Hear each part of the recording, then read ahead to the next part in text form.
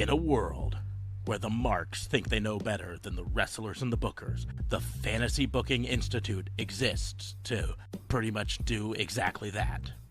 This is a visit from the FBI.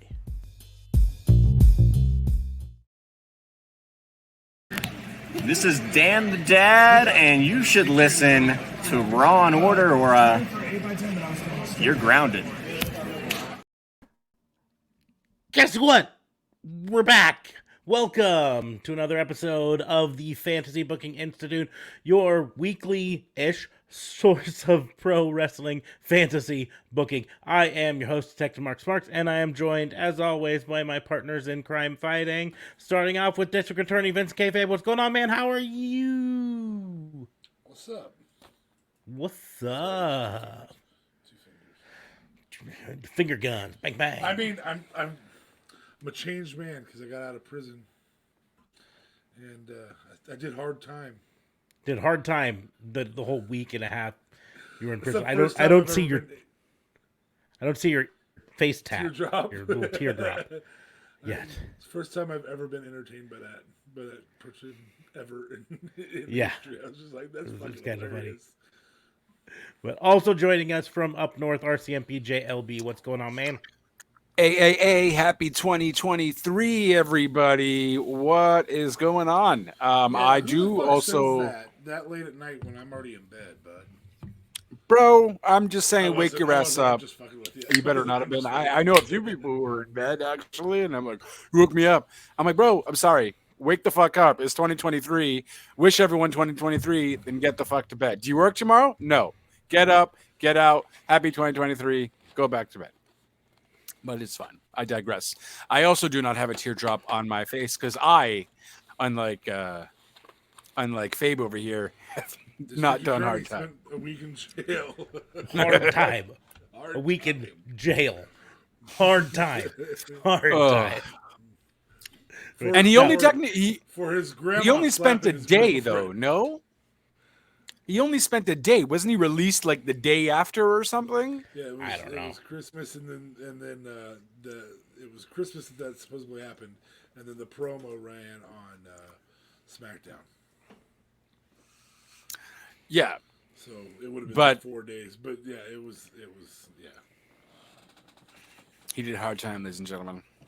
And now he has. 'Cause he He did. better show up with that Also- teardrop every time he comes out. So we've got check-ins from our good pal Necro Eric on the Tokyo Joshi Pro show that's going on right now because Japan is in the future. Yes, And so fair. apparently Wasteland War Party just won the Tokyo Joshi Pro Wrestling tag titles, which is really cool.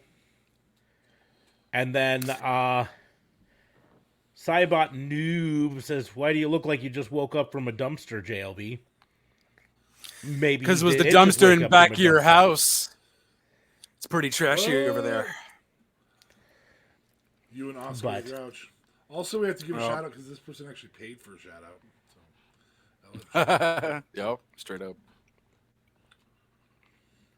Woo woo. So, this is our first Use those fantasy phones. book, our first show in a while. Took a couple weeks off for Christmas and the holidays and all of that stuff, and decided now was the good time to come back. Start a new year with a new fantasy booking, which means this is going to be a slightly different episode of fantasy booking. We're not going to take turns to challenging each other so much because this is our 2023 Wrestlutions show.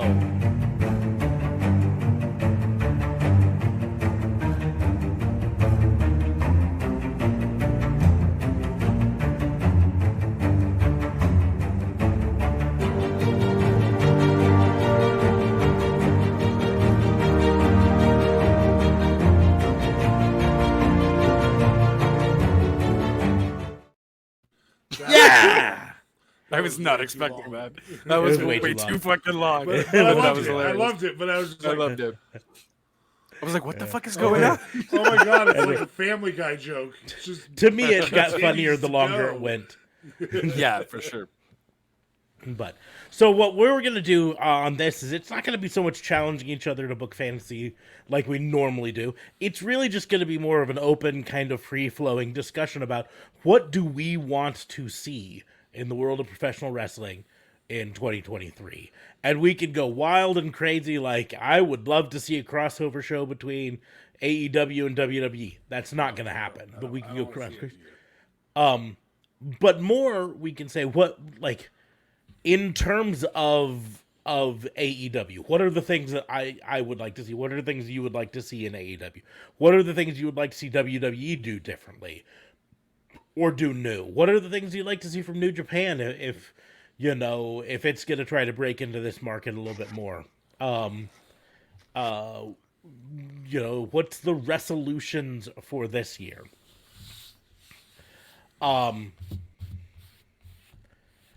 I think we can all say that Sasha Banks is probably going to be in New Japan's. She's going to make an appearance probably tomorrow for us, today for Japan, because again they're in the future, They are in the future.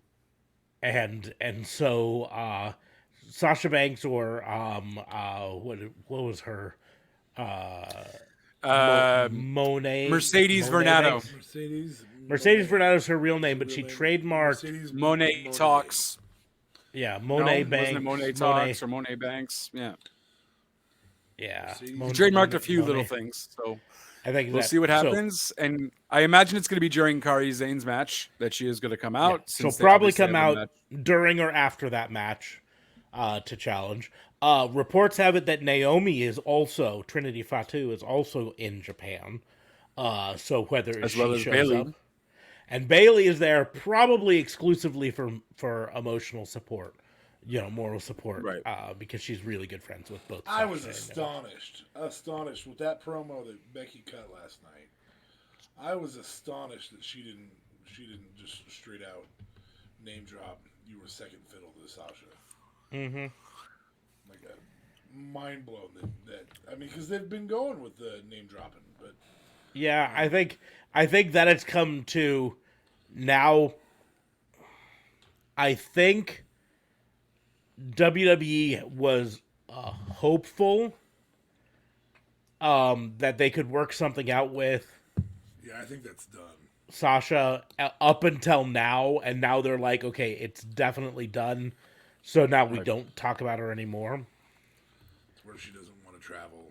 Like they're gonna have to wait till she doesn't want to travel anymore. Overseas anymore. Well, there's still rumors that Naomi will still re-sign with WWE, though. And Or She is in Japan. technically, yep, she is in She Japan, is. but she may be might there not just necessarily for come out.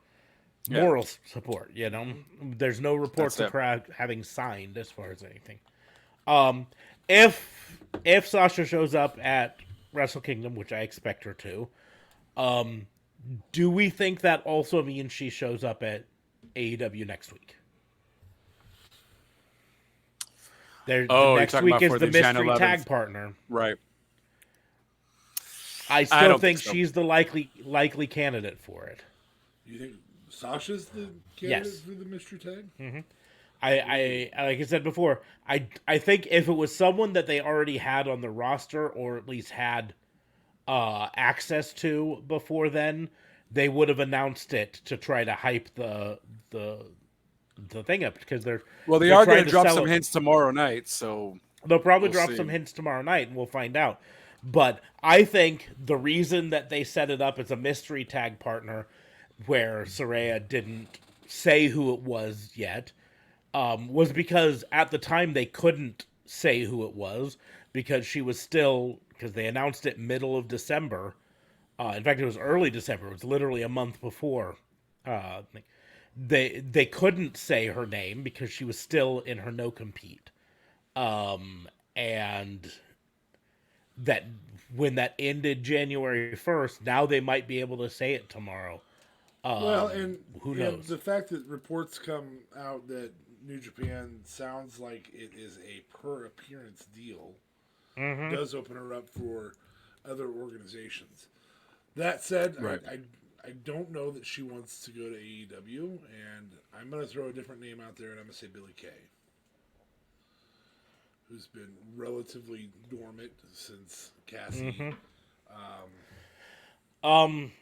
And I can't say it's not her because again, I don't know. No, I just don't know that that's a big enough name. I'm just throwing another name. I don't think it's a big enough name based on how they've hyped it. But the bigger thing is, the last she reported, both her and Cassie had stated that they were taking time off from wrestling to focus on their modeling careers.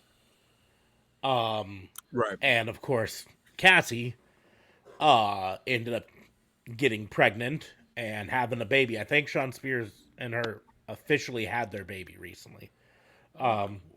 That's why Sean hasn't been on TV for a while. So, I mean, to be fair, he hasn't been on TV a lot even before that. well, he was on TV a month and a half ago. He had his big comeback thing, but then he was not on. But then, like the other day, he made a post, something like I'm not going to be there anytime soon.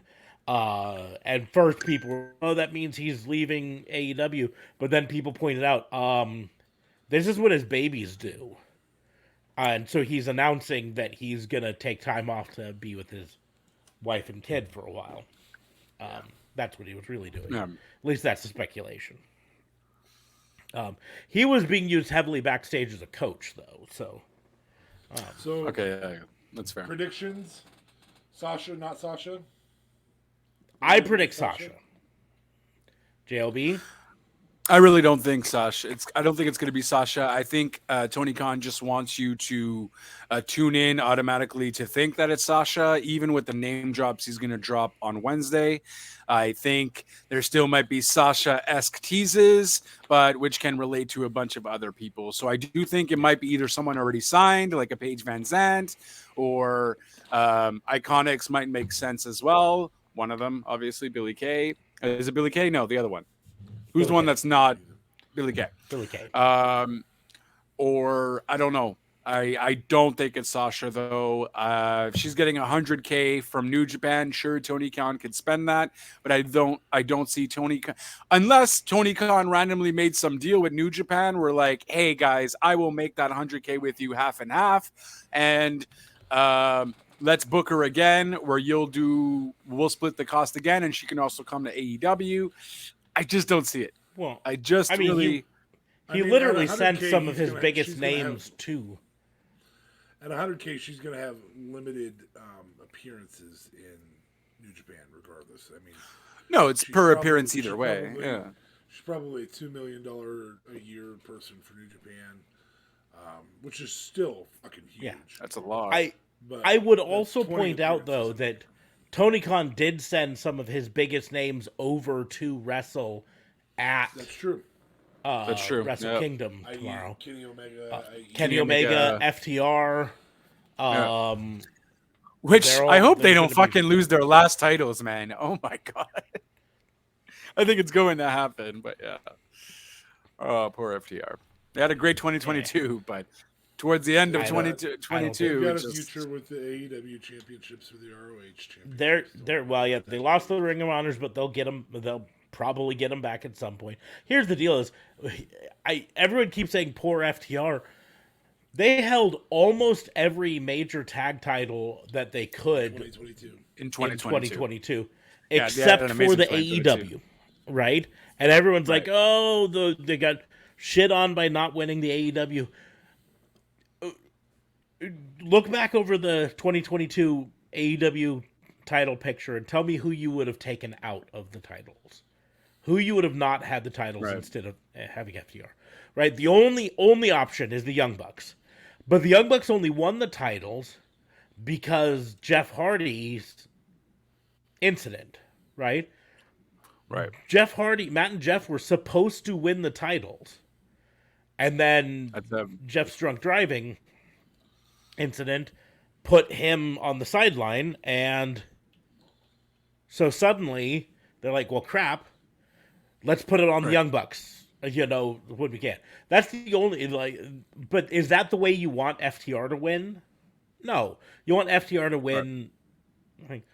Swerve and Our Glory got massively over on their own, right? There was a Yep. storyline built behind them. You take that away from them, right? The Acclaim got massively over on their own. You take the And titles everybody away from loves the them. Acclaimed. Yeah. So what do? I don't No, know. for sure. You gotta wait for a time, and then FTR will get it. FTR will be AEW Tag Champions. It's just a matter of time. But No, for sure. But every time I hear someone complaining about so and so's not being used properly in AEW, I'm like, well, okay. So who I do you don't think move FTR down wasn't for that? being used properly. I think at the People beginning of complain the about it. year they were having issues, but then they just kind of skyrocketed back up. They were doing what they needed to do and so on. I don't think FTR has any issues not being champions or whatever. They love the wrestling business. If you saw the podcast, he does mention, like, look, at the end of the day, I don't mind just putting people over. You know what I mean? If it tells a story and if it's good for wrestling, I'm down. And that's the And that's deal. why we love FTR. I They don't need I'm- titles to appreciate for us to I'm appreciate mostly them. pointing at the internet wrestling community and saying, Right. because they've been very vocal over the last 6 months about how they think AEW's been shitting on FTR, by not giving them the titles. And I'm like, Wrestling just Twitter, because here's the deal. There's only so many titles, and if you give a title to everyone you think deserves it, then everyone's got titles. You know what I mean? Or Right. someone else who deserves the title doesn't get it. You know what I mean? It's the same Well, thing that's with also where you everyone's. get too many titles. Yeah, people complaining that Miro doesn't have the TNT title or the world title. Okay, so you give the world title to Miro. Does that mean MJF doesn't get the world title? You take it away from MJF, the most over heel in most of American wrestling, at least, right? Take it away from him, put it on Miro, right? I still do think Miro had a shitty 2022, though. He did have a shitty 2022, but guess what? They came to him with plans in September. They had a program they wanted him to do, and he refused because it would have involved him losing to someone he didn't want to lose for. Oh, snap. Headbutt in the main event. Headbutt in the main event. A shoot headbutt, too. Damn. We have a hydratish. We do? We Fuck have yeah. 5 of them. 5 of them? Jesus.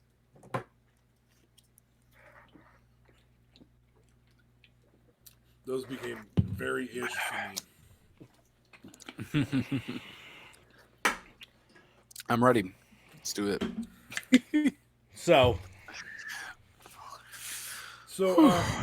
speaking of tag team, since we're in the tag team front, let's bring up the one that's rearing its head right around the corner. Because there's a 6-man tag, 3-man tag, however you want to call it. 6-man tag. Is that right? 6-man tag? Is that what it's Trios. Trios. There we go. Thank you. Hey, this guy. No, this guy knew what I was thinking. Anyway, Gotcha. So where are we going? I mean, we obviously Pac thought he had that one. That was a great way to end it, though. Good That was reason. pretty dope. Yeah. That was a phenomenal ending for it. First of all, I want to say I'm all in on Yuka Sakazaki in this Tokyo Joshi Pro. I like Yuka. So, anyways, Isn't no. she the one that dresses as Freddie Mercury? no. No, Um, I was thinking somebody else. no. Yuka Sakazaki is the one who kind of looks like a magical girl anime character with the short bob hair, and Yeah. I really like her. So, anyways, the trios match, I loved the way it ended. It was the perfect way to end a Falls Count Anywhere match, with a pin going, not a pin, but a submission going on in the ring, and then a pin taking place outside the ring. And they did a instant replay. Mm-hmm. Which I think But- was and- really smart on their behalves. Yeah, and the pin went on outside the ring, uh, which leads to all the confusion inside the ring. Well, he tapped, right? No, he not Right. until after the pin happened outside the ring. Well, but they And did here's also the show a deal. picture-in-picture though without the replay, just to let you know, Yeah. because we did see But- him Now they should have actually done do the it Liv live. Morgan one. They should have had him tap after the third hit. Yep. Solidly after. Right. Because it was a But, 2.5 she tapped. Yeah. But in the end, I loved the way it did, and it helped keep a lot of heat on Death Triangle, because they looked very dominant in it in many ways. But it also helped give a lot of push to the Elite there with them winning. what do Of you course, think we we're knew going- it was going to go to 7 game. You know, Right. that's what they do. So this is my resolution for that. I'm going to say the Elite win. And I'm going to say Pac considers blame and attacks somebody, probably with the tiny hammer. Yep, I think that's a very He's- I think Very plausible. I would be okay with a Ray Phoenix pack set or a Penta pack set or a it's your fault, both of you guys' fault, and I don't think it hurts to break up Death Triangle. I don't think it hurts to break them up. In fact, I think it might help them because Death Triangle is still a dumb name. It's just a dumb name. It's just dumb. And I think Lucha Brothers can go off and I'm gonna take a slightly different tact to the prediction. I still think the Elite win. I think they're the Elite win, but it's gonna set up the Elite versus House of Black. Okay. To okay. potentially hotshot House of Black up. But I'm gonna suggest that the turn goes the other way. That the Lucha Bros turn on Pac. Okay. That Like there's a they disqualification, blame which is him really for rare. losing.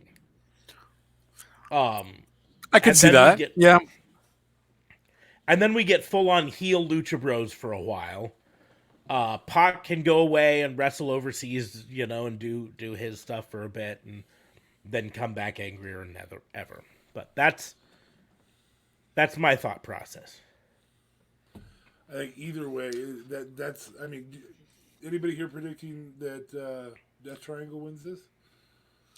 Well, I don't know, man. I kind of maybe would like Death Triangle to perhaps win it. And I was thinking of actually doing Death Triangle versus the House of Black. I think House of Black winning over the Elite would be, unfortunately, a bit of a stretch. Sure, would elevate them a lot more, perhaps. But I do see a better matchup, maybe Death Triangle going against the House of Black than I would it being House of Black and the Elite. The only issue I have with that is you've got two heel teams, heel versus heel, which is not impossible to do. It's definitely an option. Do you really feel that House of Black is heel though, or that They're neutral. The Elite is heel? No, he said Elite Death is Triangle. definitely Oh, no, That's why Death Triangle. I don't think. Yeah, But I don't I think don't. the team is heel. Well- I just think that Pac is heel. I think Well, no. The Lucha Brothers are heel now, right? Because they resorted to using the hammer. Both so of them- therefore, Weird resorted to resistance. cheating. however, I would like to say Penta that I don't had think absolutely no resistance. Penta was just like That's true, hand in that's hand, true. I'm doing it. Ray had no resistance. Ray resisted, However, and so I would also that. argue that House of Black isn't necessarily heel either, because they're going after everybody, heel or face. They went after Fucktart's team there. While I say well, I Fucktart, but understand. you all know who I mean. while I understand what you're saying, I still think they're the heels, and that's why I don't think it's heel versus heel. I think the better option is now that the Elite are back, and frankly are as babyface as they've ever been, right? Right. The overcoming the deficits to potentially win. They've got all the fans in their favor after the brawl out, all of that stuff. This is where you put some monster badass heels up to build up the badass heel. That's my thought process. Okay, Necro says amazing ending to the main event of Tokyo Joshi Pro, leading into the Wrestle Kingdom in a bit. Are you going to be watching it live, Negro? What's going on with that? Because I feel like I almost might as well, but goddamn, it's so late. I gotta sleep. I know. Me too. I got to work in the morning. I just also wants to watch it live. Ugh. I would love to watch it live, but my boss would literally fire me for sleeping on the job. The only There's reason no- I would want to stay up to watch it. Me would be for the FTR. Well, it would basically be for the Osprey match with Kenny Omega, which Yeah, I think is Ospreay probably going to be Omega the last is- match. Osprey, well, no, 5 a.m. probably the main event match is probably going to be Okada versus Jay White because that's for the, Oh, fair. Okay, yeah. for the IWGP. So That's you wait fair. until 6 a.m. to watch that there, JLB? I'm making some ribs. Got food and smoke and drink, so I'll do my best to stay up. Oh man. So yeah, Ooh, I if do you got want to some do the chicken live, wings if you in want to the see some live freezer. reactions once we're done with this, head on over to Necro Eric's Twitch Yeah. page, and it's just Necro Eric, like his name, and watch his live reactions video. But really quickly before we keep talking, I need a number 1 through 4. 4. 4 horsemen. Ambrosia's not here. Sure is not. Oh, you didn't even open. Just jeez, get on the ball here. I thought he was talking about I Pats. kept them sealed so you guys knew I wasn't cheating. Well, let him give the number, and then also that same number I'll do with a 2021 after you're done. Because this is my last 2021 set. So I'm hoping to have a signed Cody Rhodes in there. Speaking of Cody, that might be our next subject, I think. Yeah, the 2021 you might get something like a Cody Rhodes. You could technically in 2022, but what do you I have don't to think do they matches? included him in the set because it didn't come out till later. So I think they probably I don't know. So let's see this first pack. So starting off, Ortiz. All right.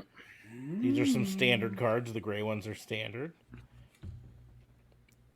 Dustin Rhodes. Oh, the brother, not quite the Cody. We just were talking about Pac. Nice. And all 1% of his body fat. There's a whole 1% there. That's crazy. Jade Cargill. Also 1% body fat. Well, Yeah, she'll be on one of the. 0.2%. Well, we need to talk about in the future here on this because Who's gonna beat her? who's gonna beat her is something that we'll talk about. I feel like it has to happen in 23, but The Acclaimed. Scissor me, daddy ass. Everybody loves the Acclaimed. We got a gold Frankie Kazarian. Ooh. We've got a debut dates blue Mark Henry. Okay. And then our chase card for that pack is a Fireworks Prismatic and a J. And I a don't think it's prismatic. JAS. Those are those one guys. The other company. But so, All right, Upper Deck 2021. I'm sorry, I'm behind the times. But speaking of roads, very first card, blue, Randy. Oh, all right. He's got the brother. You got the wife. Cody's got to pop up. Blue, Tony Schiavone. Tony Hey, Tony Giovanni. Schiavone. Shut up, Giovanni. Another He blue. recently just said something along with clickbait, right? He hates clickbait articles or something. I didn't entirely read the. A blue. Who's next? Still is the alien. Chris Stats. Chris Statlander. Hopefully I'm she's not back gonna from injury show soon. him as a chase card, even though he kind of is, because we've been talking about him. Cody Rhodes. Adrenaline in my soul, something, Cody Rhodes. My tag team card. Oh, weren't they the best friends? Best friends. My roads to success. So this is one of many of these that I have. Oh, adrenaline in my soul, something, Cody A Rhodes. gold Jungle Boy. I think there's something to talk about there with him. JB, I think this is JB's year, if anything, man. Come on. Boy, I know there's a lot of people who want to see Hangman beat MJF, but God, I want it to be. I think that's JB's time. Yeah, but I feel like MJF is still too soon to get rid of. He doesn't need the title, but he deserves it. I think it's July. Like July. What's July's July, pay-per-view? August. Well, Double or Nothing? For sure. Oh, okay. And then a main feature Anna Jay with Foily. Very nice. Nice. We both got foil Anna Jays in our pack. Just from different years. Yep. But So anyway, So- moving forward, which one do we want to talk about first? Do we want to talk about Cody? Do we want to talk about Jade Cargill? I mean, those are both big events that have to happen this year. big events. Let's talk about Jade first. I think we'll have a lot more to say about Cody, so let's get Jade done. Well, I Like- think there's another piece to the Cody piece, and that's Roman as well. Mm-hmm. So In the end, with Jade, I agree. She's going to lose this year. The streak will end. They're not going to keep it 2 years. or do they keep it and have her get the women's title and drop the TBS? But that sets tiers to those titles. And they're trying to keep them separate. And, like, Yeah. they're not tiers. They're both premium titles. Right. So then the next thing is, does she get the women's title at the same time as she has the TBS title, and she just do holds them not think both she and does. everything? I don't like that option. I don't like that The only- option. I don't like Roman doing it. I get the storyline they're doing, but The only way I like Right. an undisputed champion is if they have to defend both titles separately on the same night. yeah. Which is what I think they should do with Right. Roman too. So, but if I was going to predict a woman that is prepared for a coming out party to really take that title off of Jade Cargill, I gotta say Ruby Soho. Her run since she's been back has been gold, and I don't. Do I think it's Revolution? No.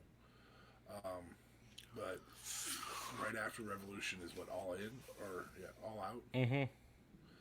All Out's a really good spot for that, and it allows Jade to go on a new tear headed towards, I don't know, the Tony Storm feud, maybe. So I'm gonna say Ruby. Ruby's my bet. Ruby does deserve something, though. She has not been in. Has she even been in the world title picture since she debuted in AEW? She had a battle with Britt Baker and lost.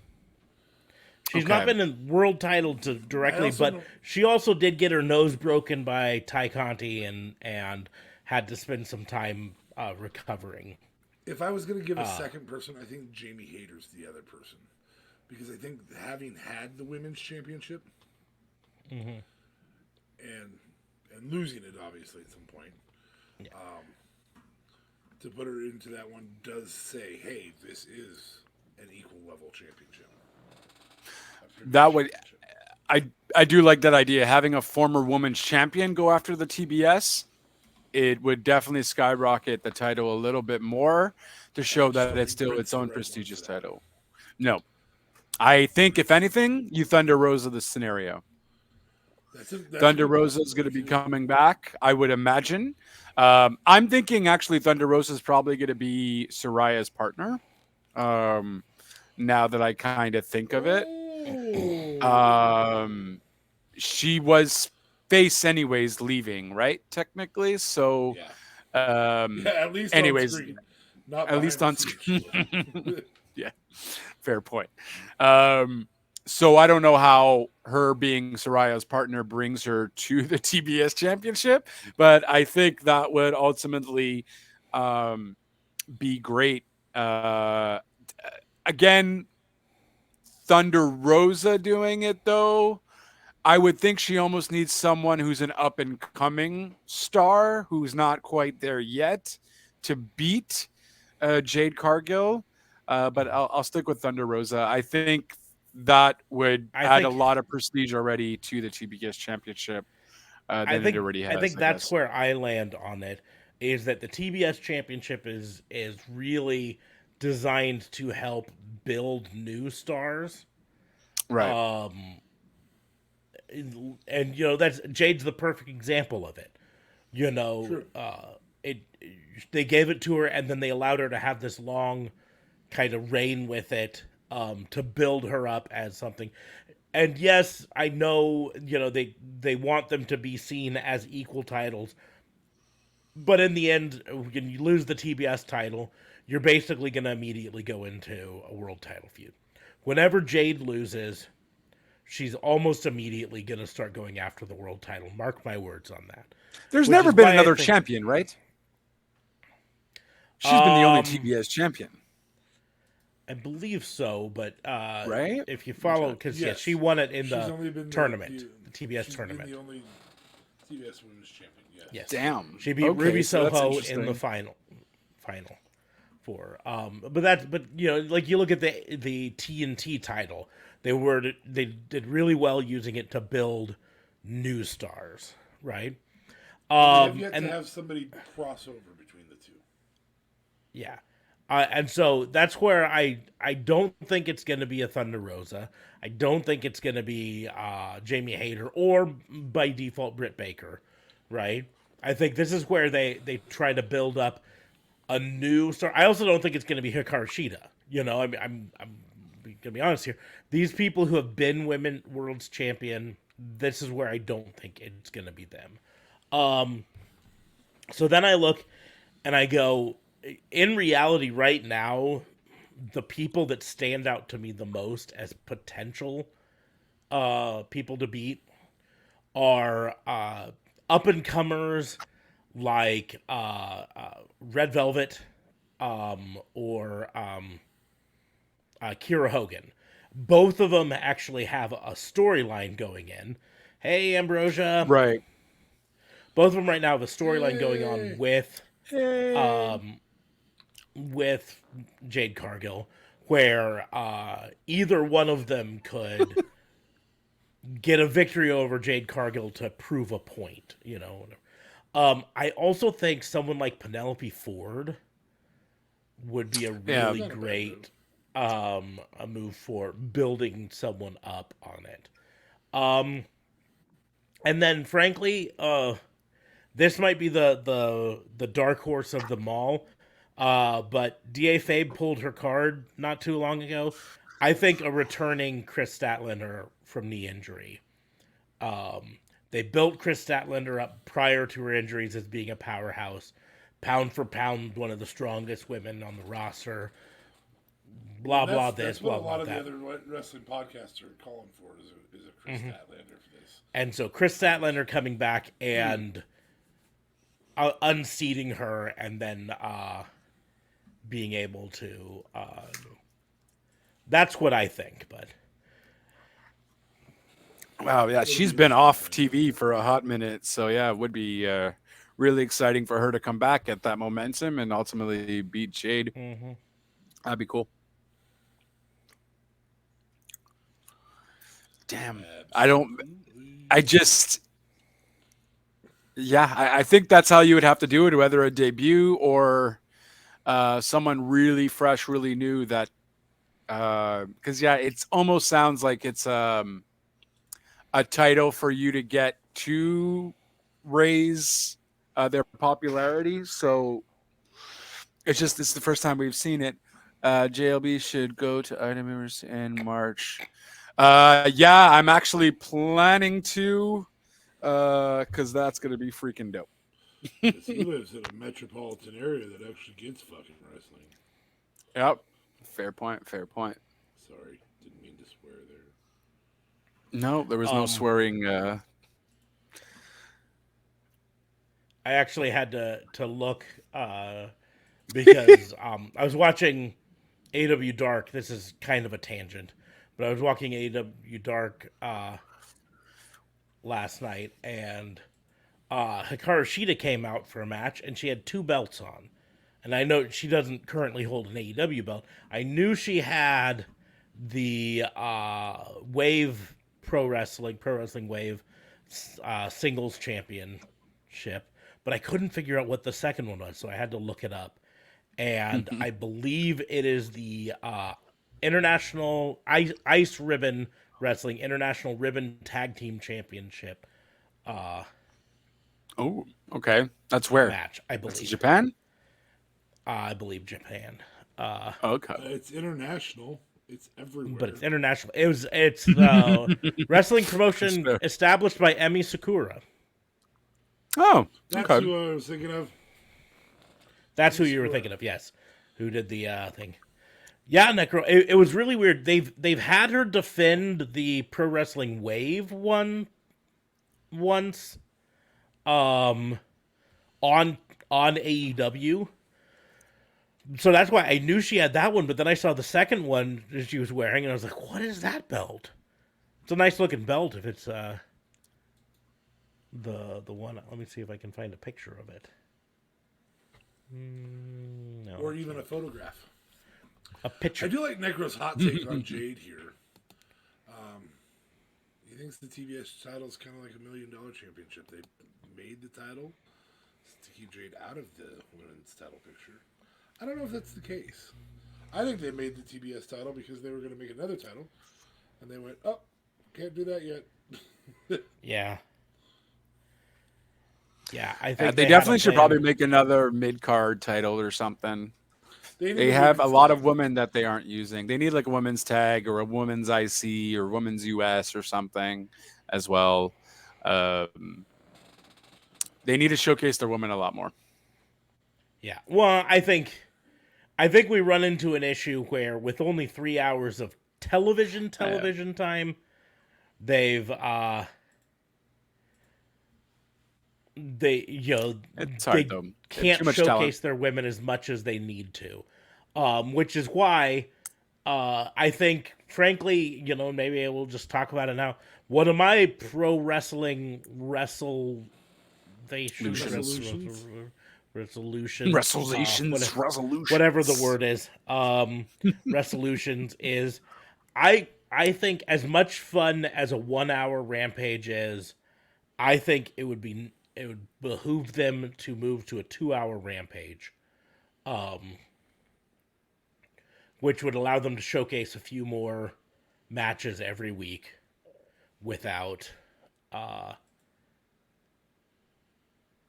without having to do too much more. I think that falls in line with them starting an actual touring schedule with maybe a few house shows. I'm not talking a 6 day a week tour like WWE sort of a thing. No, I think but I do yourself think- in front of audiences twice a week. Yeah. I think twice a week in front of audiences, maybe a house show in between. You know what I mean? Could be really nice for him, because we've talked before about how house shows allow wrestling promotions to try out storylines before going live with them. Well, and I think that's where a lot of the Tony Khan negativity comes from this year, is that he would book stuff that hadn't been tested. And this is the first year where we ever had any bad Tony Khan booking. Not that it was horrible. It was just, you start to develop a standard. So WWE developed a standard of Vince, and so anything Triple H did was going to be better than Vince. There's been times where Triple H is really fucking fucked up this Yeah. year. We like to give Triple H all the credit for WWE being better than it was before, but it is also worth noting that it has not been great at times too. Yeah. And so, by the same token, I think that there's something to be said for either local house shows, one a week that's just in Jacksonville, and I understand that there's dark and he doesn't test storylines on dark. No. Did my prediction come true?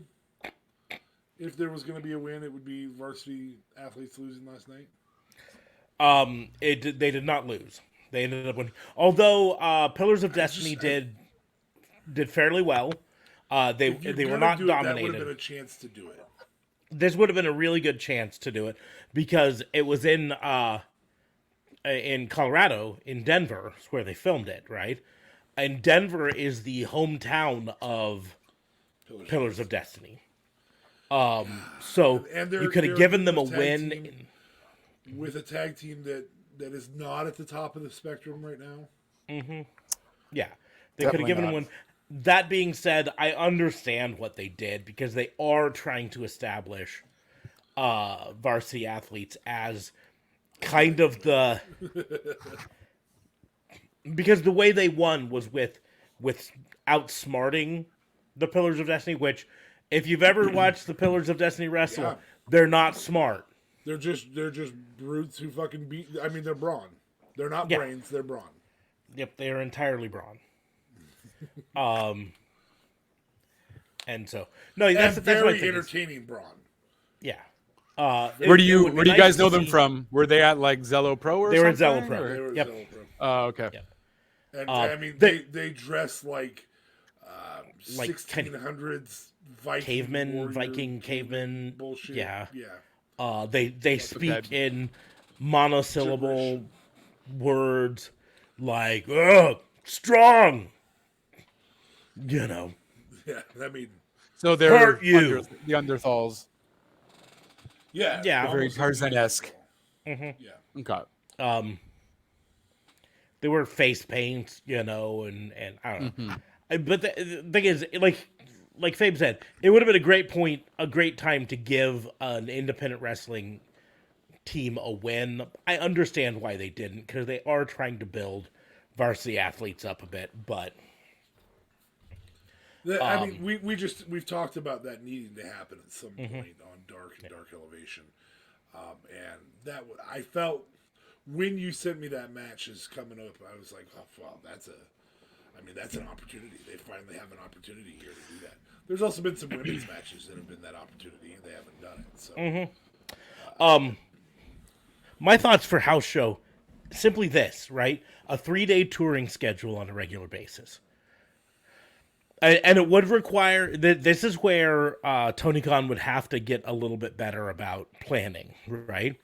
WWE has this down to a T, where they plan their touring schedule so it's televised show, house show, televised show. You know what I mean? And they're in a lane in between the places, right? Yeah. And so I think a live Dynamite, house show the next night, live Rampage. And then the wrestlers get to go home, right? So they're only on the road for 3 days. Which means they're still given that better touring schedule. Still getting a better touring big schedule. Enough, you don't have to show up for that week. Yeah. Unless you're an MJF or Moxley or something like that. Yeah. In which and they can rotate people in and out as need be. And not everyone has to necessarily travel the entire 3 days, right? No. If you're a Moxley or a MJF, right, you can appear on the Dynamite and then not on the Rampage, or on the Rampage, but you appear on Dynamite, you cut a promo while you're there for Rampage for them to run on the screen, and then you just leave. And then you leave, and you're not at the house show or whatever. But having a house show here's a perfect example. We mentioned Miro earlier. Miro reportedly was offered a program back in September, and he turned it down because he didn't like that he was going to have to lose at some point to someone that he thought he shouldn't lose to. We don't know who this person is. We don't know who it was. We just know that he turned it down. They've approached him since then with other creative plans, but they haven't worked one out. So the house show gives Tony a chance to say, fine, what do you want to do? Right? Yeah. Oh, okay. So here we'll test out what you want to do at the house show. And we'll see how the audience reacts to you beating up on Kip Sabian or whatever. Right. So anyways, we will talk about Cody Rhodes, but I'm going to open that payoff. We still don't have that payoff. We sure don't. But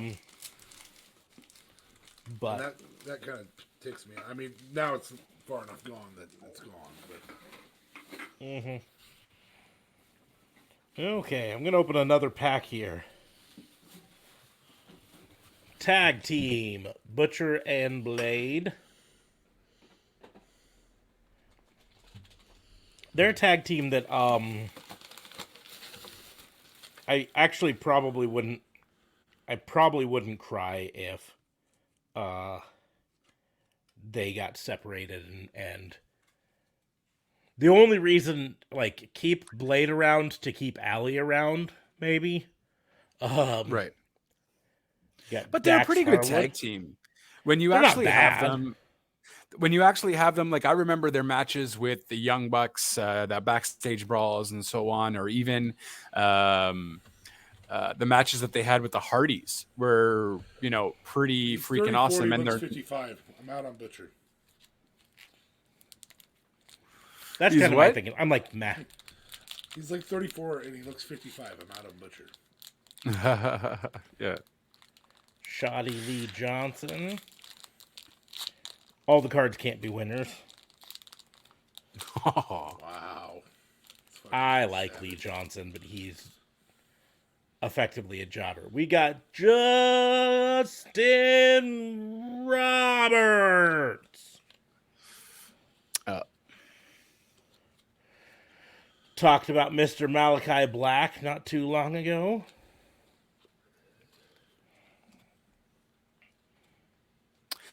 Did they appear yet? Since when did they do that whole thing where they who was the one that they spat the black mist on?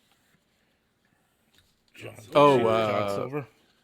No, wasn't it what's his face? The I was guy still that I doing my like. card, so. Oh, sorry. My bad. Bag. I said it for you, bud.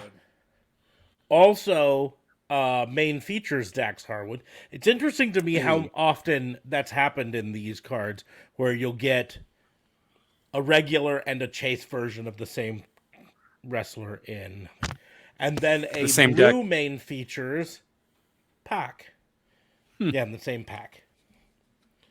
The same pack. Anyways.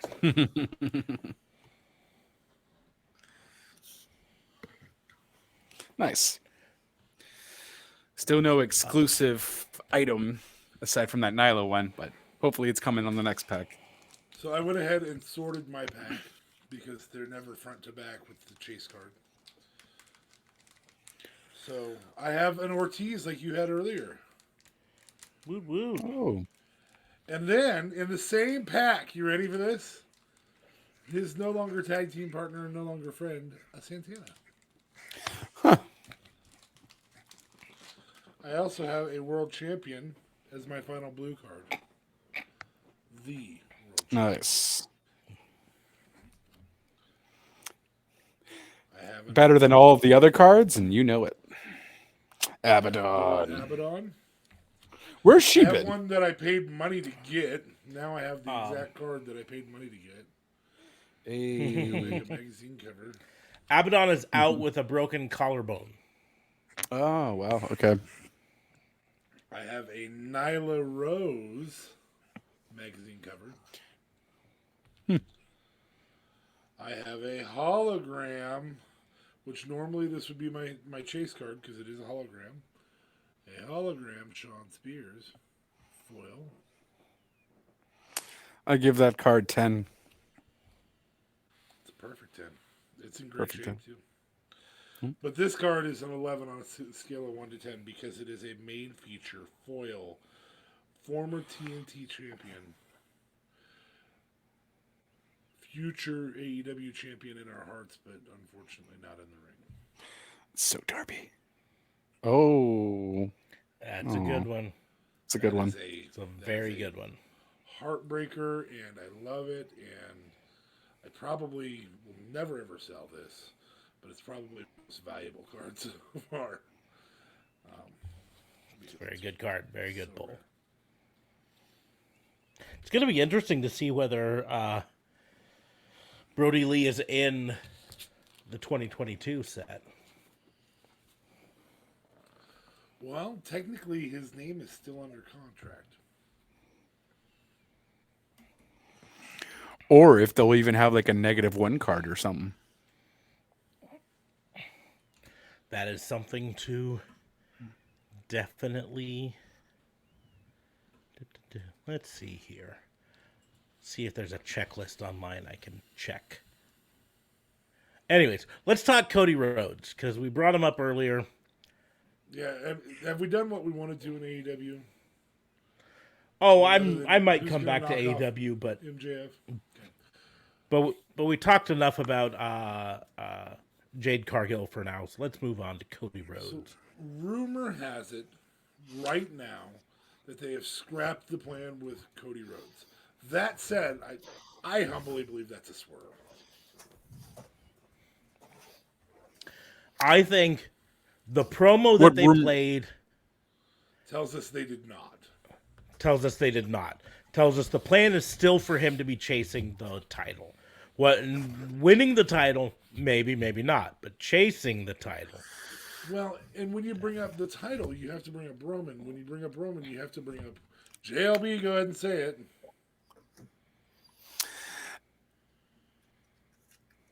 Oh my God, you've beat it into our heads for 2.5 years who Roman's going to lose the title to. He's not going to lose the title to The Rock. Okay, thank you. So when you bring up Roman, you have to either take the titles off of Roman and have Cody face somebody else at Mania. Seth, baby. Brock It's versus fucking Roman. Seth. That is written, man. I'm So telling who do you, put the that's title on why. first? Well, Who do you put the title on first to do that? Titles, single title. How do you You split break them. up Roman's You titles? split them. I swear to you, split them at Elimination Chamber. You split them in the pay-per-view. It's going to come to Montreal, Elimination Chamber. I say you start telling that story. Well, one, we'll kind of know what's going on because Trips is waiting for, hey, Rock, what's going on with you? We'll know by Rumble if he's going to happen or not, if he's willing to commit. And then after that, we'll kind of see it play out. At the end of the day, though, no matter if Rock is there or not, I feel like you have to split these freaking titles because you have to get Roman out of the picture since he's going to remain part-time anyways. I think everyone, as much as we love the bloodline, I think everyone is just annoyed of having one title and So you're not Roman. having Cody face Roman then? No, I'm having Cody face Seth.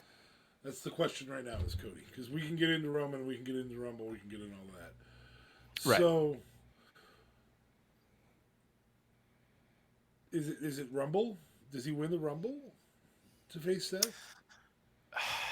I think that's maybe where they're going with it. Here's my Cody Rhodes next 4 months timeline prediction. I predict he wins the Rumble from spot early, like 3. I predict he's not in the Elimination Chamber. I predict both titles are on the line in the Elimination Chamber, and we see a couple of guys who have worked cohesively together recently win the 2 titles off of Roman. Kevin Owens, Seth Rollins. And Sami Zayn. Oh, okay. Kevin Owens, Seth Rollins. All right. I predict that Sami Zayn gets turned on because he fails Roman in whatever way in the Elimination Chamber. But I also predict that before Elimination Chamber, in some way, shape, or form, Roman says, if they have The Rock, this is assuming that they have The Rock, Dwayne Johnson, acknowledge me. It can't be for a birthday bash because Rock's birthday ain't coming up. So it's got to be something else for The Rock. There's a reason to say Dwayne Johnson acknowledge me. Right. So that's my fearless prediction. I don't give a rip who Cody beats for the title at WrestleMania. I just want to see Cody back. I think that's fitting for Seth though. Cody versus Seth at Mania, that works. Absolutely. You know what I mean? That's the story they can Actually, end, and people would love to see that regardless. Cody versus Seth in March, and then Cody versus Seth at Mania, where Cody takes the title. Why March? There's no pay-per-view in March. Sure, there is. So you're just no. There's no pay-per-view in March though. It's Royal Rumble January 29th. It's Elimination Chamber February 28th, 18th, and then it goes to Mania. April. God, it's 6 weeks till Mania. Oh, shit. 6 weeks till Mania. Unless they throw a Saudi Arabia one in there. Maybe a Seth qualifier match against Cody. I think Seth needs a win. Just an FYI, as of right now, I don't believe Brody Lee is in the 2022 set. That makes me sad. Good thing to know. I mean, yeah. So, anyway, that's my prediction. It's a whole lot of stuff, but those are the people who are involved in this right now. Right. And Seth has said for a year he hasn't earned the shot, but when he gets the shot, he's the one who beats Roman.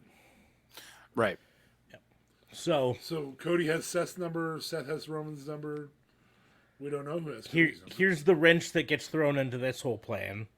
Okay. Seth was very likely injured last night on Raw. And The while we wasn't don't know faked the in. extent of the injury, The knee wasn't kayfabe. he tweeted out today about reset, recover, rebuild. I do not think it was kayfabe. It's cryptic enough. Well, I mean, redesign, It's also- rebuild, reclaim, but reforming to his architect days too. So I thought maybe he's going to go back to his old architect. I am 95% certain that it is shoot injury. If only because of the video that came out, the crowd video, not WWE video, the crowd video of afterwards, Corey Graves absolutely ripping into the trainer for not making it out faster. Oh, that I didn't see. Like, okay, he was furious at the trainer for not coming out faster when the injury happened. Because the injury happened relatively early in the match. Yeah, and they he was called for limping the a lot. trainer. And he limped through the rest of the match. Well, then one other piece that needs to happen here is we need to applaud Austin Theory for during that match, because Austin Theory did what he could to protect him the remainder of the match, and still pull off a good match. So Theory is definitely a future star, and very hateable, very fucking hateable. So I think the plan for Cody may have included Seth Rollins before, And may still in the future. We don't know enough. but I think the immediate plan is probably going to be pivoted away from Seth Rollins, and how they do it, I don't know yet. I agree with Fabe. I think Cody wins Royal Rumble, and I agree. I think he wins from an early number. In fact, I wouldn't be surprised to see him come and declare within the next couple weeks. That's what I thought was happening last night with all the promo shit that was happening on Twitter. right. I was like, he's declared for the Rumble. He's declared for the Rumble. And his who was it? His sister, I think, said, "Oh, well, now I'm gonna watch Raw," and so on. I'm like, "Oh shit!" So we're actually gonna see Cody come out. What's going on? And we just see the promo there, but Vignette. It was a big net. big nut. Fair enough. Yeah, but I mean, I don't. But again, I don't know. Yes, I think the injury is legit. I don't think it's gonna cause Seth to be out for like until Mania or after Mania or something. I think it might be a tad bit of a swerve where we're maybe not going to see Seth for a while, but I feel like hopefully it's not as serious as it looked to be Oh, on the video that that we saw. injury looked like an MCL, and that's a 6-month return window. Wow. Here's to hoping it wasn't. And Let's hope it's an yeah, ACL and 'cause- it's a brace for 3 months and he's back just in time for me. But yeah, So, because anyway, that definitely put that's- a wrench into the plans for sure. It is fantasy booking and it's a resolution. I'm going to stick with that as my resolution. I think I think there's got to be gold on Cody this year, though. I think yeah. Oh, man, no doubt. You got to Yeah. smash That's Firewall. that's a fucking given. hot. And the injury and how visual that injury was allowed us to have Fire longer, which was a gift. And- this Fire is still fucking hot. And I mean, you gotta snatch it while it's hot. Considering he's been injured for the good chunk of the year and still of 2022, and still a lot of people had his matches as matches of the year for 2022, all the reports and so on, is just pure indication that Cody Rhodes is freaking fire. You know what I mean? And he can go, and I hope he's definitely winning the title this year. Dare I say, by Mania, he will definitely get the title, because I truly believe that Roman going into Mania will either not be champion, or the titles at least will be split. He's not going to go into Mania having an undisputed championship. Yeah, I think at this juncture, it really hinges on The Rock whether or not Cody beats Roman. So I heard a rumor the other day that may address the split or don't split the title situation. And that was that they're not going to split the titles. They're going to fully unify them, but then revive a title to be the Raw title. Revive as in bringing back one of the older titles, like the Undisputed Championship, or it would be poetic, considering Triple H was awarded the big gold belt. If the he big gold is awards possible. somebody the big gold belt. Yep, that he could award someone it. And that gives you, if it's Seth, that gives you a really good way to award that title and just bring back all the good and none of the bad, none of the Ryback of that era, and all of the Architect authority, the good parts of the authority. You don't have to bring him on the screen all the time. Triple H isn't going to do that. But you could have him award it to Seth and be like, "You've been my guy all this time." Or KO. He fucking handed KO the title by helping him. So. Any number of things. So that's what I think. I think Cody wins the Rumble, faces somebody for one of the championships, whether it's an awarded one or they're splitting the unified belts. I think the best way to do it is splitting the unified belts, personally. But Yeah. Split I him- mean, you just- gotta unify it don't- and bring another title. Change the design. I don't know how they can in 3 months split the titles in a good storyline. You know what I mean? It would seem kind of rushed. But like I said, the best way to split them is to force them into a 2 matches, 1 night. 2 matches 1 night situation, or a 2 falls match, something like that, where first winner, Where he's facing 3 people. Yeah. something like that. But they haven't built that so much. I think Sammy plays into that in some way, shape, or form. Him losing one of them. That's probably the way I would do it. And I think I agree with you in that I think it's the bloodline turning on Sammy, but I think it's Sammy failing the bloodline that causes him to turn on. Hmm. Yeah, I think But they've it's had this Sammy what? whole. Failing the bloodline that causes Yeah. them to turn on him. They, Solo's Okay. eventual. I just don't think it's Solo yet. yeah.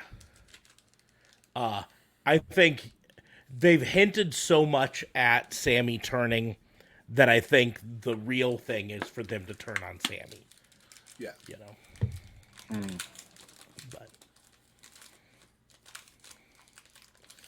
But I think Cody.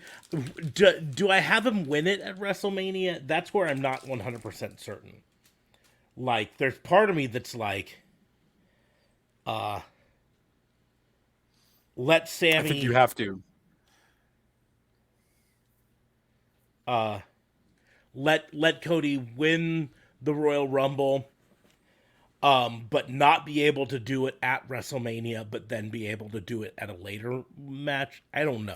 Why wouldn't you do it at Mania though? That's such a great photo op for Cody, the Rhodes family in general, so on. That's such a great photo op for Mania. If Cody's gonna win it at some point, it's got to be a Mania. I It just won't be agree, with but Roman.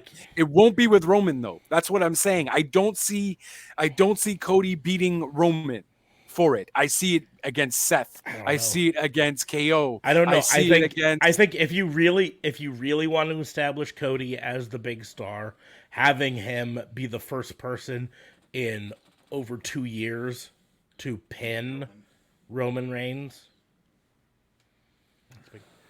Just opened another pack.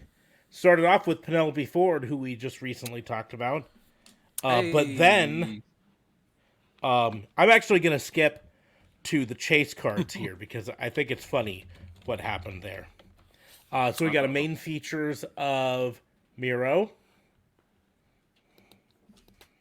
We got a gold border Max Caster, which I've got a silver Max Caster already. So, but then this is where it's funny. You didn't mention Karen Jarrett in that card? No, there was no. A regular Jamie Hayter. Okay. And then I almost flipped a lid when I moved it. And I was like, they put 2 Jamie Hayters in one pack. But no, this is a canvas. Oh, snap. Nice. Yeah. That's a canvas card Jamie Hayter. Nice. So that's a piece of actual Is that when she won the belt? They don't specify that the mat is from a specific thing. That being said, these would have been in production probably before she won. Oh, So, okay. But it is a match used ring mat. To go with my Nyla Rose match used ring mat. Nice. So that's really, really cool in that pack. Means there were only 5 cards in that pack instead of the regular 8, but that's the way they do. You got a piece of the ring. Yeah, that's it. I did. Get enough of those, I can make my own ring. Yep. Heck of a lot of them, but yeah, absolutely. Maybe you'll make yourself a canvas ring. You'll have enough to definitely do that. I could. A ring. A ring. So, but so let's just play a game while we wait. DA Fabe had to step away for a second, so let's just play a quick game of if it's not Roman and not Seth, who does Cody beat to become the champion? Like, if it's not Roman because we don't want him to beat Roman, whatever. And Seth or whatever. He's out. facing The Rock and it's not for a title, and Seth whatever. is out. Okay. Yeah. And Seth is out. Who do we have Cody beat for a title? Who do we put a title on specifically for Cody to beat in the next 3 months?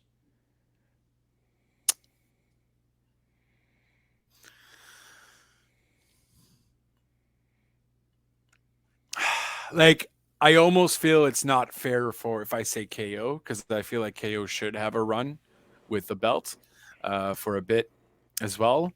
Um, but I mean, um, I don't also know who else you would maybe put. Um, I would see maybe it'd be more KO versus Sammy for the belt. I don't know. I because we it's really hard for Cody right now because there's no other storylines that Cody has really been doing aside from him against Seth, right? So Hmm.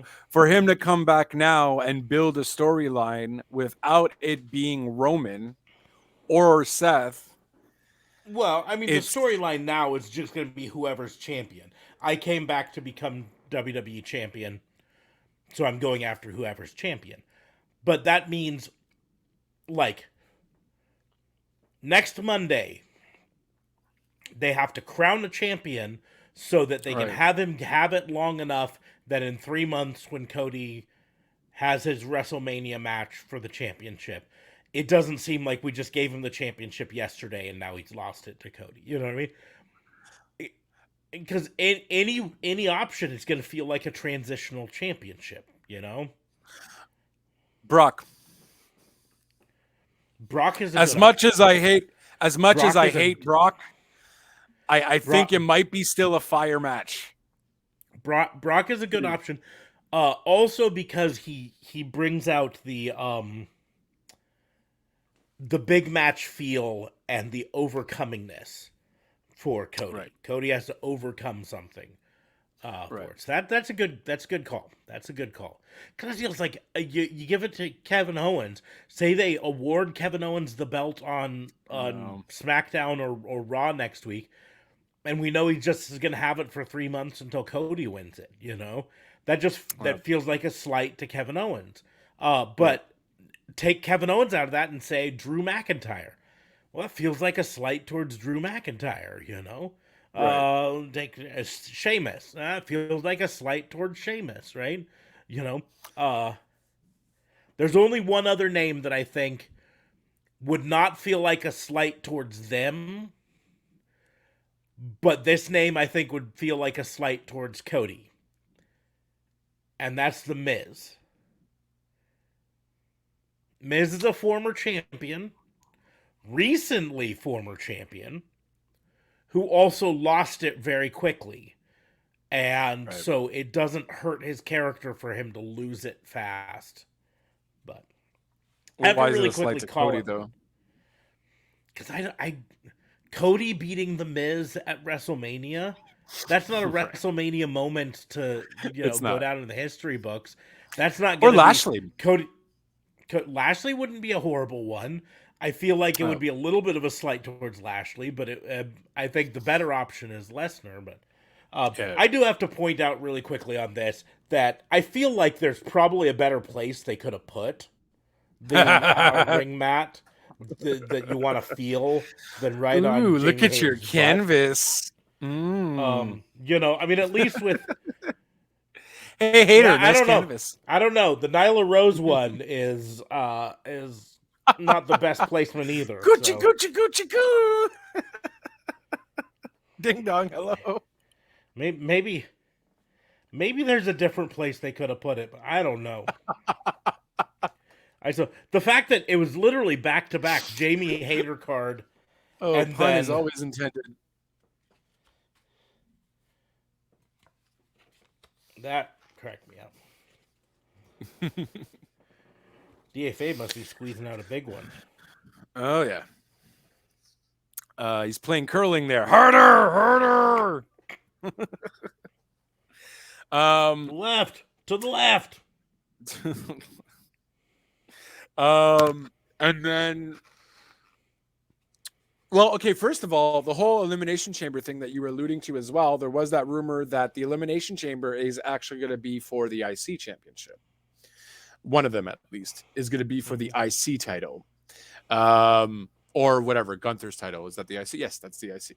The IC title. So That's kind of cool. That's different. So we might actually get a one-on-one or a triple threat, or who knows what they're thinking of doing for Elimination Chamber. But I would imagine Sammy or KO would have to be part of that storyline for to get a championship match in some way, shape, or form, because it is in Montreal. And why wouldn't WWE lead on doing something with that? Not just because it's in Montreal, but I'm sure there were plans. There was plans to have Sammy split in some way, shape, or form with the bloodline, but they saw it was working for so long that they kept it for a while, so they delayed what they were going to do with that. And obviously KO and Roman. Uh, who knows? Maybe we might get Roman KO versus Sammy for dare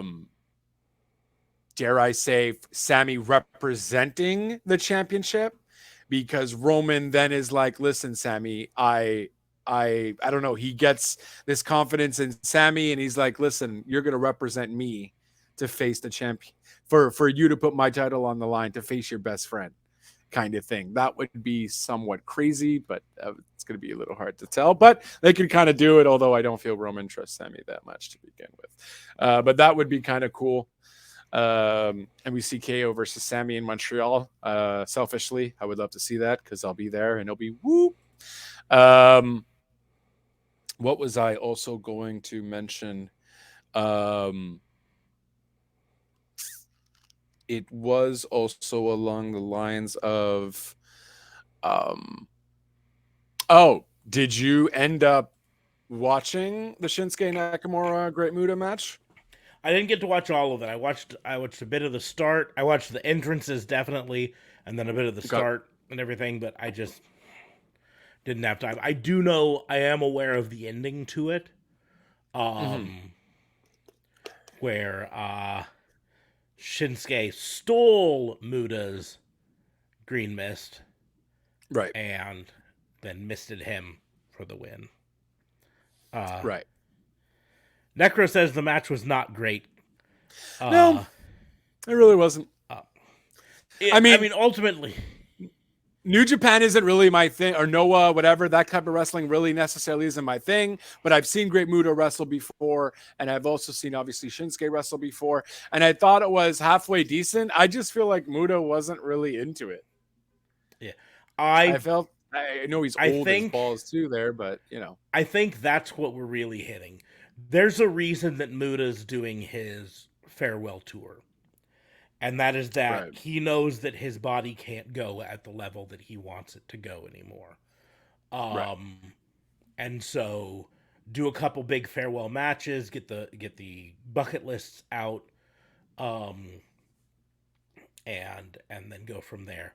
I also would like to point out that I love Shinsuke Nakamura, but WWE hasn't exactly kept him in the best ring shape.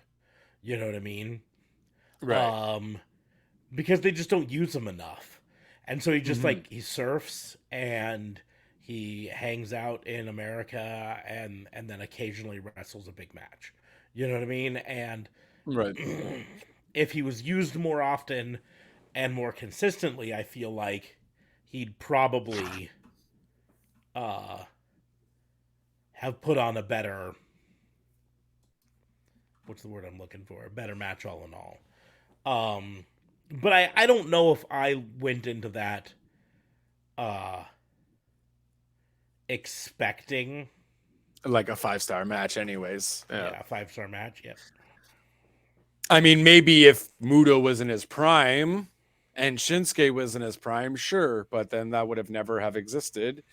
In the sense that, well, I guess it would have existed, but I mean, like, you know, I don't know. He just seemed, and that's why he's doing a farewell, because he just seemed like he was kind of really out of it. And then that whole story about him mentioning a gay slur remark afterwards, Muda mentioning it to Shinsuke, was a bit weird. And I saw the press conference afterwards, and it was translated, obviously, but I was like, why would he just mention that? But he kind of just didn't give a shit about the press conference. He's like, oh yeah, he's kind of this, like that, and whatever. Okay, bye. You know what I mean? And I was like, what the hell is going on? Why even mention and And I got the English sub version.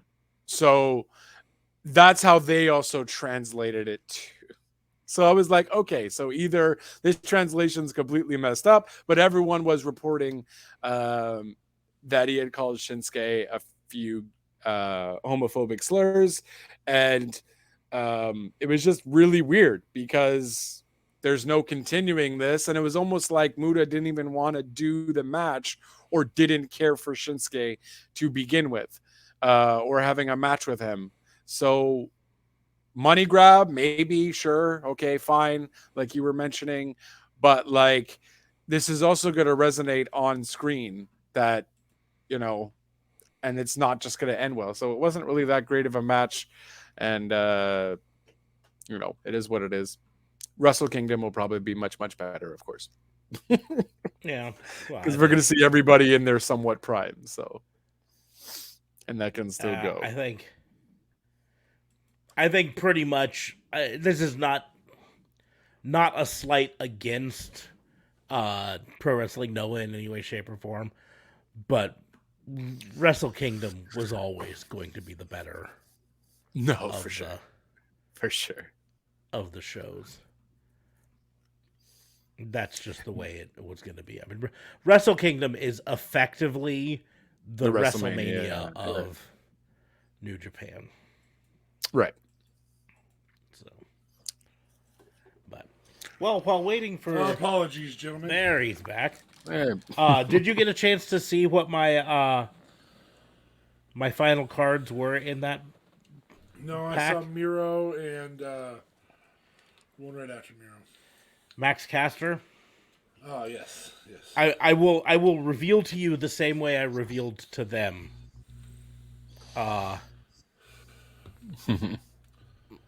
My second to last, Jamie Hayter, and then my last card, Not the best one for her. Oh, what? Jamie Hayter, but Oh, Canvas card. Oh, pun is always also intended. Yeah. Although I also mentioned that I feel like there might have been a better placement for the canvas. No, there wasn't. You love Rey Mysterio's face. That's why I don't like. I want to see Rey Mysterio's face. Oh, that's right. Well, real quick, I'll get a pack of mine out. Well, I'm also opening another not pack. Here anymore. Not as a tag team anymore. SCU. Oh, snap, yep.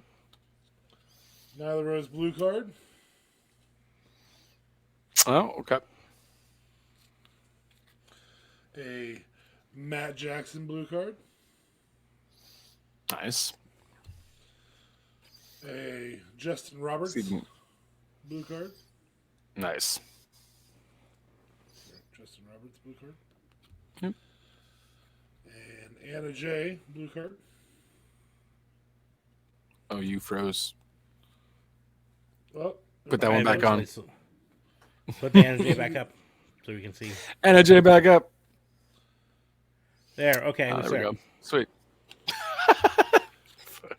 Put some another respect on her name. Roads to Success. This one is from December 18th, 2019. Tag Team Success with Darby Allin.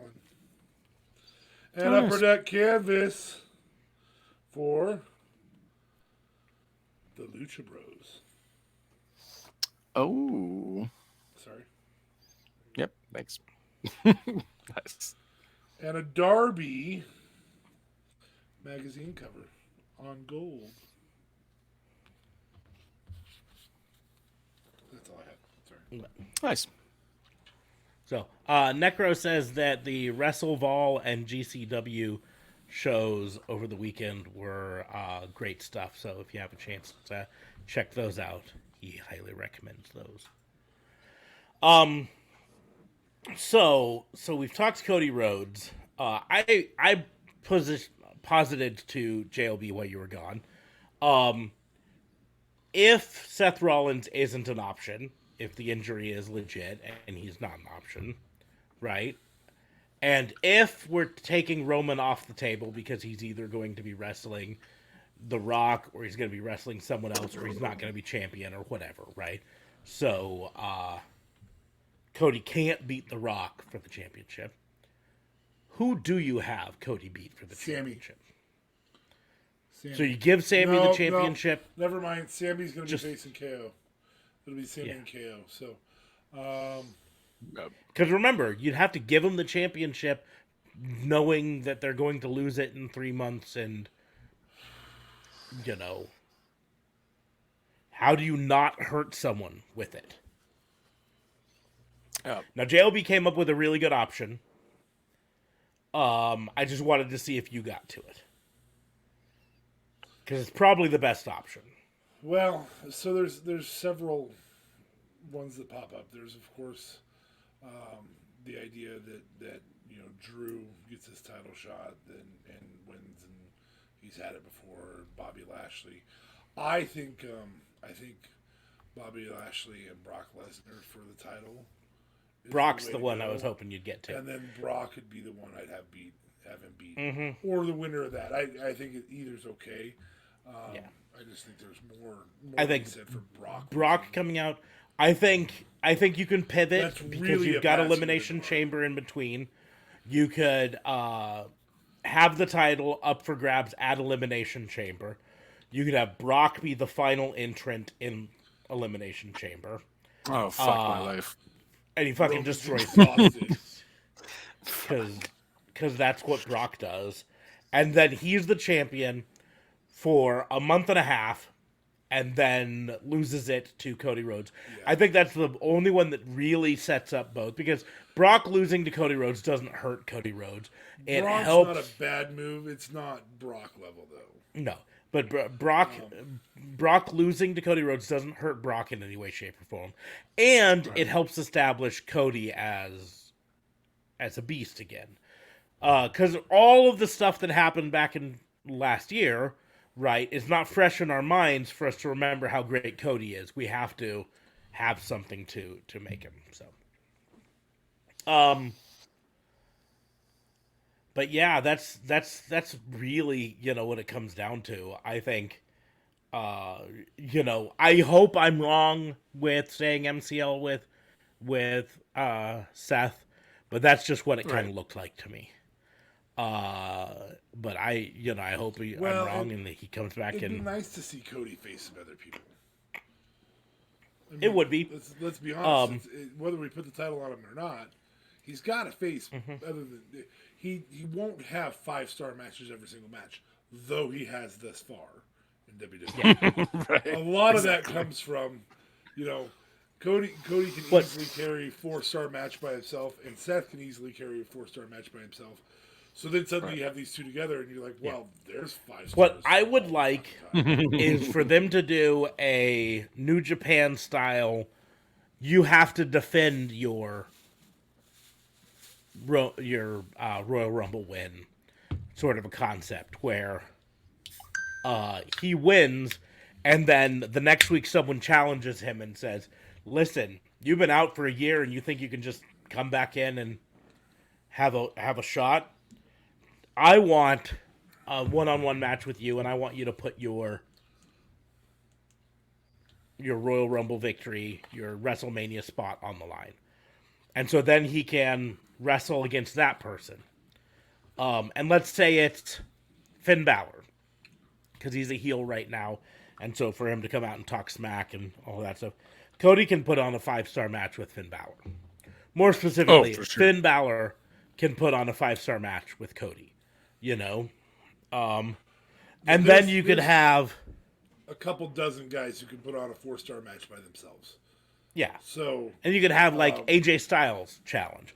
And so you could fill that 2-month period in between Royal Rumble and WrestleMania with matches where someone's saying, "Listen, you can't have AJ. if yeah. Well, AJ is also injured apparently too. Yeah. So Yeah. How bad But you the have injury Edge. is for AJ is It's more than 6 months. okay. And it's the longest couldn't- AJ has ever been in wrestling.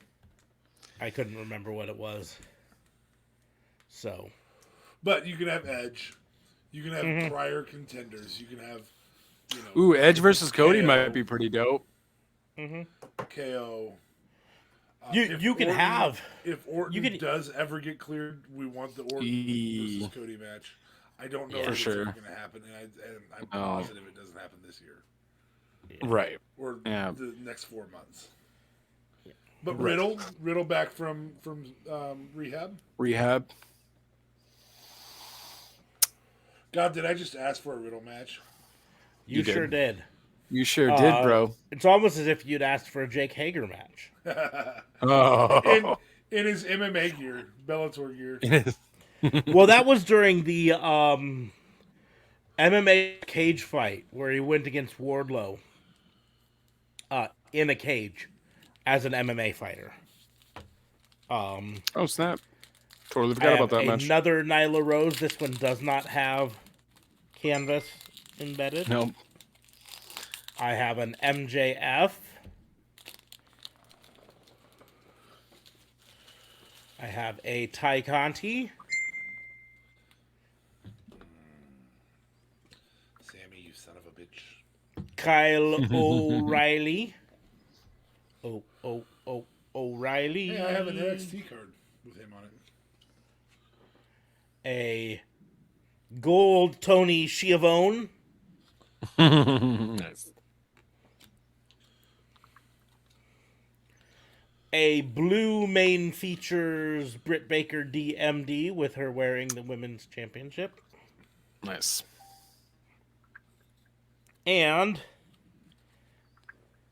a super sweet Upper Deck canvas Orange Cassidy. Delivering the orange punch to, I believe that's Ethan Page. Watch. I'm old now, so I have to do this. No, I don't think that's Ethan Page. I think it's just some dude. Caesar Bononi, maybe?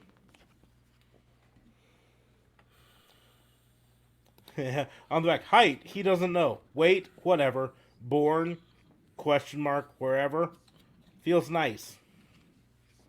That's the entire back of that card. Frankie Kazarian, blue. Bunny, who seriously deserved better after her first promo or her first feud was so good. Also, make her Allie again, please. Fucking stupid. The now man bunless Wardlow. Yep. It's going to be interesting to see how they... He's going to go pure bald. He's going to shave it off. Shorter haircut. A gold Pac. Nice. A blue magazine cover Nick Jackson. I don't know why I'm more excited for the Matt Jackson than the Nick Jackson, but I am. A blue magazine cover Moxley. Nice. John Moxley. A guy I only call a chase card because of the type of card it is, and that's a main feature, Frankie Kazarian. I don't know. Necro says the Wrestle Kingdom pre-show is on the air. Nice. I don't know if I can call Kazarian a main feature. I want to watch their Battle Royale. That might be fun. And my tag team one is a hollow. Hollow. Best friends. Best friends. With a remix because it's hollow. Well played. All right, so we kind of talked the Cody thing. I don't know any big predictions for. I mean, here's the deal. The elephant in the room might be a guy in a mask. Uncle Howdy, Alexa Bliss. Yeah, so I guess let's talk about that a bit. LA Let's Knight. talk. Let's talk Let about it. us talk about it. So first of all, Uncle Howdy has now made 2 appearances. My bad. And apparently there's masks available at the arenas. Yes, and you can buy the masks on Shop WWE, right? However, the mask that he's wearing in his appearances is different than the mask you can buy. Yes, correct. The mask you buy is a full face mask. That's just all PVC, covers the entire face. Yep. Whereas the one that he's wearing in the ring is a Kane style mouth cutout style, you know, Right. So he can talk. so he can talk, but Which he I mean, doesn't even do. been talking. So the question is, who do you think it is, and who do you wish it was? Because it could be two separate things. That's fair.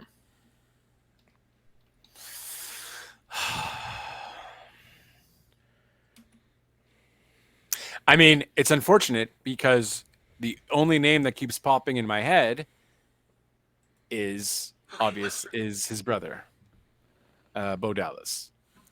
That ain't Dallas. I mean, that could definitely still be Bo Dallas, though. I don't think that's Bo Dallas. We haven't seen Bo Dallas in a hot minute. This guy could he looks more built, but he could have definitely he could have let his hair grow out a bit too. Who are you thinking? That Mister, it's not Bo Dallas. It ain't Bo Dallas. I don't know. They did some. There were some pictures, side by side pictures of current Bo Dallas, and the beard matches and the body shape matches a lot now. But you know, I'm gonna look at these. Who knows? sites. Maybe. They did a side by side with Bo and Howdy. Oh, Yeah, shit, it was on like- Reddit. On Reddit, it's like on point. now there's a dark horse on it.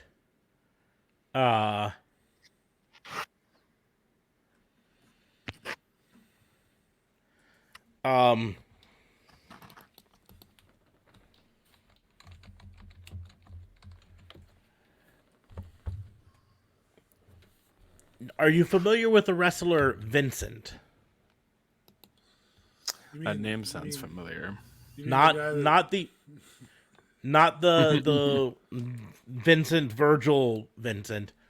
There's a Ring of Honor wrestler named Vincent, former Ring of Honor wrestler named Vincent, who, importantly,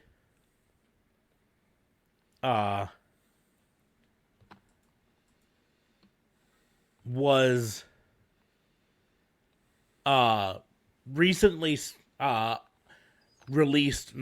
ended his time with Impact Wrestling and was spotted in the crowd at the last NXT pay-per-view. And I say in the crowd, but more specifically, like seated in the crowd, not I bought a ticket in the crowd. You know what I mean?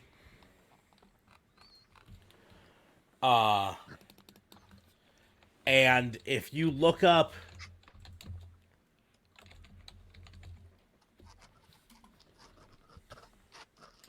Oh, I can see that too.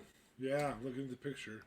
I mean, he definitely would have to trim up his beard because the previous beard he had was a big, full, bushy beard, and this Uncle Howdy has a more coiffed Van Dyke style beard and mustache. But hair-wise, could match up, and body shape isn't that far off. Well, Uncle Howdy wears enough to cover the ink. Yeah. And he wore a mask before too, technically, right? Is that Vinny Vinny Marsaglia?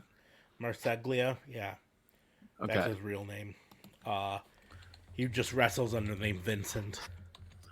Okay. So that's the dark horse to who it could be under it.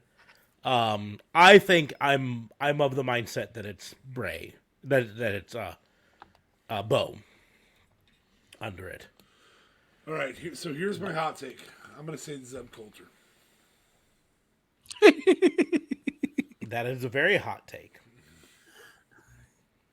That is so hot that it comes around the other side to being cool. It's almost like he had to wear like 6 feet heels on for him to be Zeb Coulter. No, Bray's Not not 6 feet. excessively tall. Bray's 6'4". You put some No, looks but I'm on- saying on Zeb. Coulter. Zeb, I Coulter's feel like 5'11". is. Oh, okay. I thought he was shorter. Okay. Here, let's look him up. Zeb Coulter height.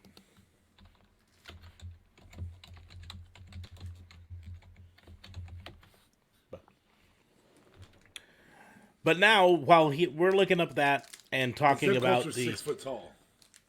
so Oh, it yeah? has to be 4 Okay. inches. That's fair. 4 inches Well, heels. to heels. match Bray, and he's got a hat on. Yeah. I'm Also, gonna stick with Zeb. also, and let's be clear, Uncle Howdy doesn't have to match Bray in reality either. I don't think Zeb Coulter could have delivered the Sister Abigail? so it's probably Bo. It likely is. I mean, it also couldn't even be the wrestler that you see with the mask on. You know what I mean? That might not even be a guy. It might be just a guy that they said, okay, go wear the mask and go out Is there. Dutch still signed to ROH? Smarks.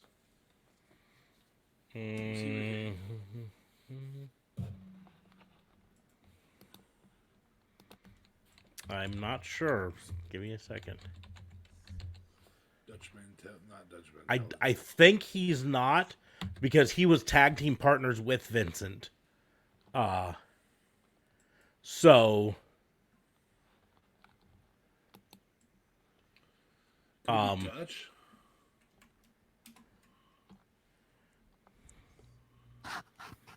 Bill Carr. Is that his real name? yeah.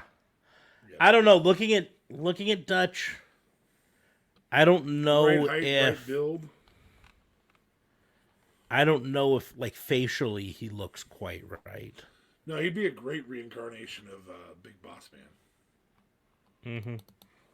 I mean, here's the deal: if they are gonna do the Faces of Bray sort of a gimmick, where there's actually an embodiment of all of those, Dutch is the Husky Harris version.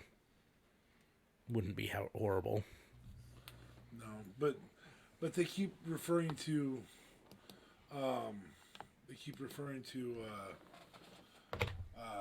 LA Knight as Little Pig. They've referred to him twice as that, or 2 or 3 times as that. Well, is that referring to him, or is that just him, Bray, using Being that a sacrifice. the terminology, Yeah, using nurture the rhymes. phrasing? Yeah. So, in relationship to who is Uncle Howdy, It's probably Bray. It's probably Bo. I mean, in all reality. I think it's probably Bo. I'm relatively And I don't certain have a it's problem with it. Whoever it is, I just want the storyline to continue to be as enthralling and what the fuck is going on from week to week. That's what was so great about it in 2019, and then Vince. Who's the person from Raw, though, with the whole Alexa scenario, where someone was wearing a Bray mask? There were 3 different people. Oh, 3. I think there were 3. Oh, There were at least 2 wearing masks, and there was one person holding up a sign that said he's coming for you, or something like that she saw. I loved her little psycho attack. yeah, that was great. My son ran into the room when I said, "Oh, she went crazy." He's like, "What?" I'm still of the mindset that I wish they would just I wish they would go away from connecting her to Bray. That was my least favorite run of her in a long time, and I would much rather see the mean girl her. However, the way they did it this week on Raw was well done. So Yeah. maybe they'll win me over with it in the long We run. don't want to go back to, in particular, Alexa Bray, Randy Orton feud. No, definitely don't. That's Well, that's for and sure. I don't need magic fireballs. I don't want that. no, I don't want the Lily doll. I don't want her coming out and And she's not acting. coming out with Lily anymore. Yeah, I don't want her coming out and acting like a little girl swinging on a swing, and all that. I want Minion at best, I want or at worst. I want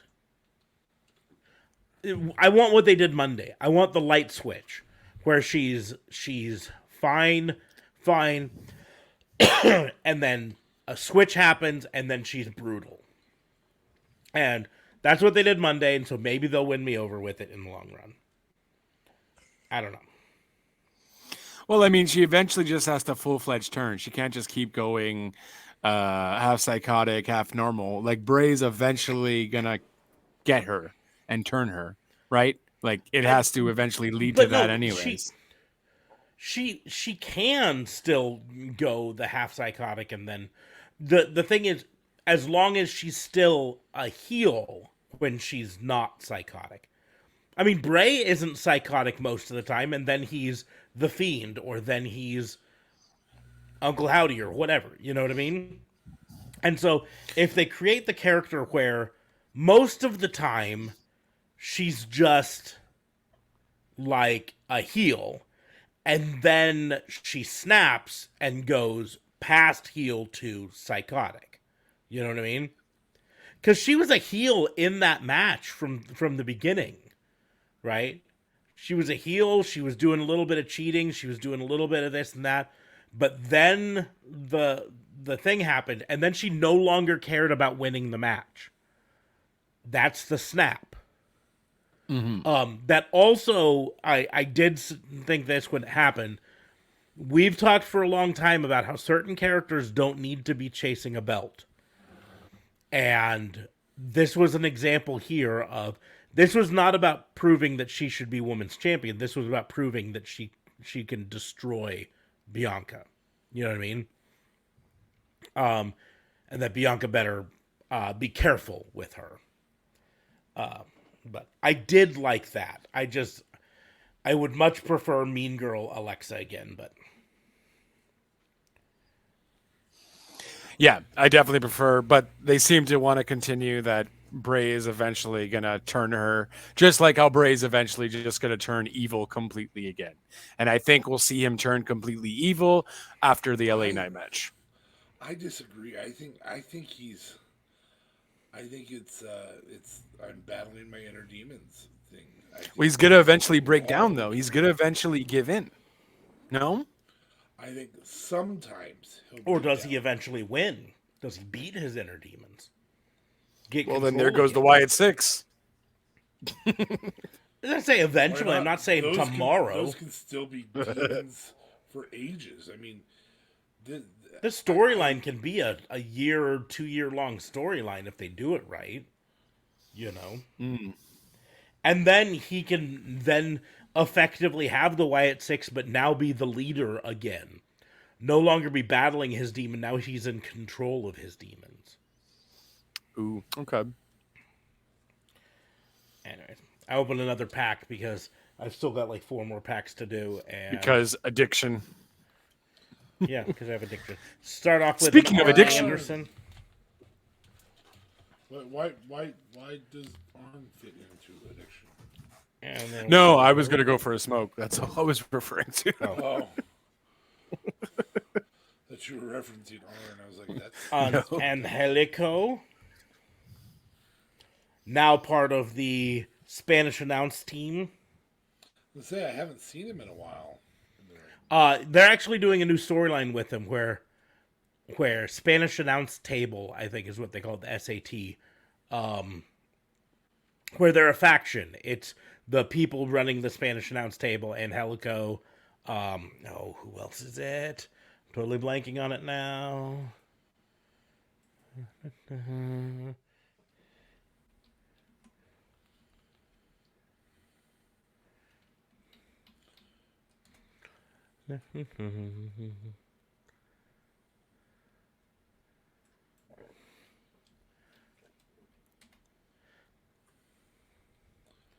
Luther and Serpentico as the Spanish announce project, where they're the Spanish announcers, and then they will like throw off their headset to go to the ring to wrestle a match.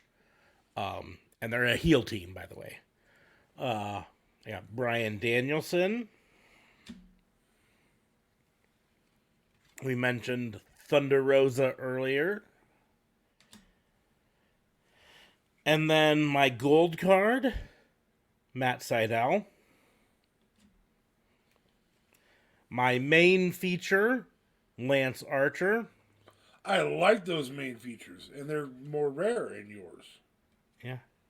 And then my chase is a Vicky Guerrero hollow fireworks. Well, you can't win them all, bud. No, we can't. All right, since he isn't back, I did most of the talking there about that Bray stuff, and JLB didn't really. So I'll own that I was blah blah blah blah blah. Where are you at with it? Who do you think it is? Uncle Howard. I think it's Bo. Who I would think you that's choose who it's for gonna it? be. Who would I want it to be? I think it would be more fun if it was someone that the WWE audience didn't know, and so someone like a Vincent would be a lot of fun. But Froze. yeah. Man, my connection's fantastic. What's going on? My fucking Wi-Fi's It's weird. I don't know what causes you to freeze. That's weird. Anyway, If I here, give me 1 second. would If I want it to be remove who? you, if I I'm gonna try something. If I remove you, you would Then would add want you it to be back. who? What happened? he's fade. frozen. So I was trying to see if I could get him unfrozen. Oh, But now I he's just a black screen. So, You would want it to be who? I think Vincent would be who I'd probably want it to be. Someone less known to the WWE audiences. So it could be a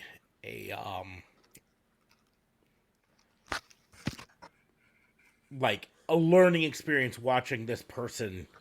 You know what I mean? Like if it's Bo, who I think it probably is, but if it's Bo, like every time he's in the ring, we're gonna see Bo in the ring. Hey, you're back moving again. Yeah, I'm sorry. So I had a Boom Boom Colt Cabana. Oh, Elon hates you. Oh, great. Boom, boom, Colt Cabana, boom, boom. Okay, Boom Boom Colt Cabana. Blue tag teams, Jurassic Express. Miss them. I'm sure it's a nice Gold. card.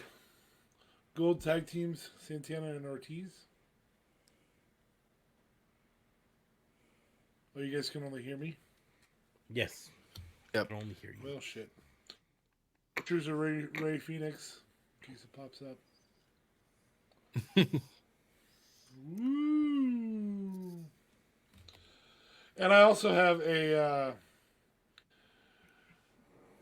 Alex Reynolds. Congratulations, you've received an Alex Reynolds memorabilia trading card with Alex Reynolds memorabilia. Ooh. Ooh. Is it like a piece of his ring gear or something like that? Since we can't see it. It doesn't say. It just says you have received a trading card with Alex Reynolds AEW memorabilia that is certified to the Upper Deck Company to have been worn by the featured wrestlers in ring gear. So yeah, it's ring gear. That's Which really is cool. really easy to do with. But it's like a piece of elbow pad. fabric. Yeah. You have like a circular thing though on it, Yep. I guess, as Yep. well. Okay, nice. A little bit of elbow pad, or Nice. trunk, or guy. I hope it's not like the crotch part of his trunk. Yeah. You got the part right on the tip of his dick. You'll So never glad my know. camera's not working. You guys would have seen some creepy ass shit there.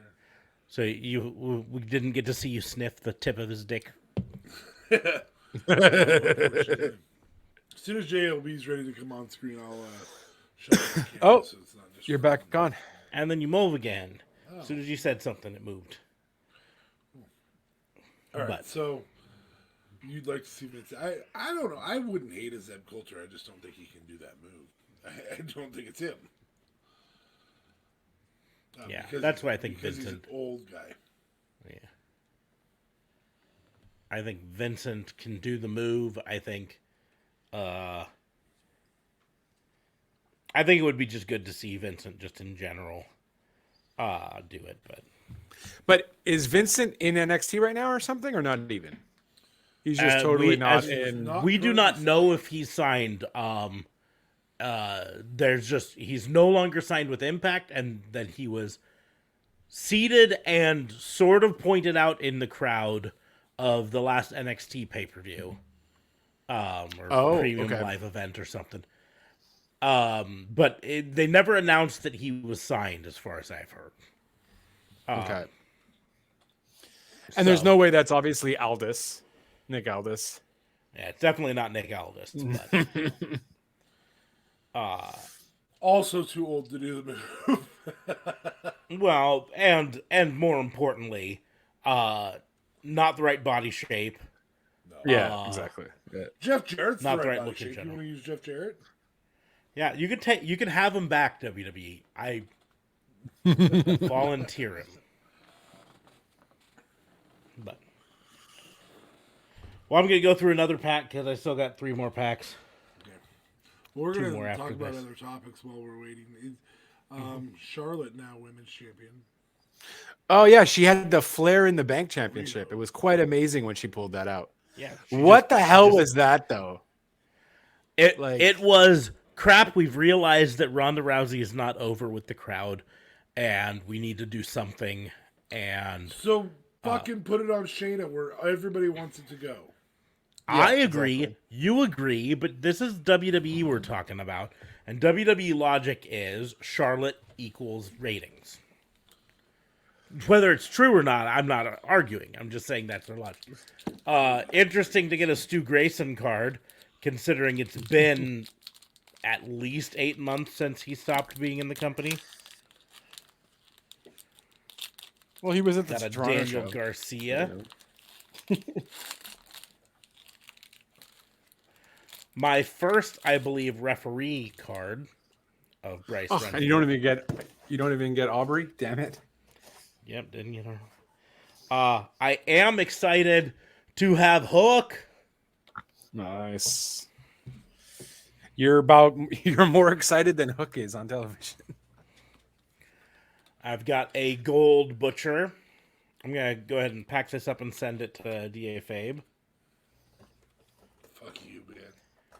A gold Thunder Rosa debut date. Oh, nice. And special outside the ring Sean Spears. These are behind the scenes cards. This one was taken before the Blood and Guts match in 2021. Oh, nice.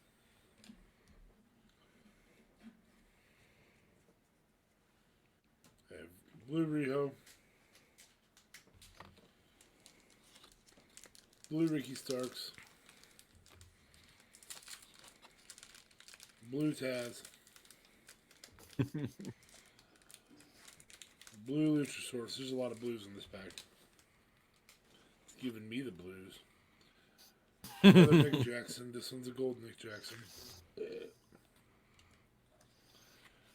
A Brody Lee magazine cover. Hey, nice. A, for some reason, main feature. I guess as a tag team he was Santana. And a main feature. I really am very excited about this one more than I probably should be. Luchasaurus. Very nice. Somebody's watching a Jeff Cobb match. I hear it. My bad. He's in the Royal Rumble on Wrestle Kingdom. It's not called the Royal Rumble then, but Yeah. Battle Royal. They call it something similar, but Anyway, you got another set of packs?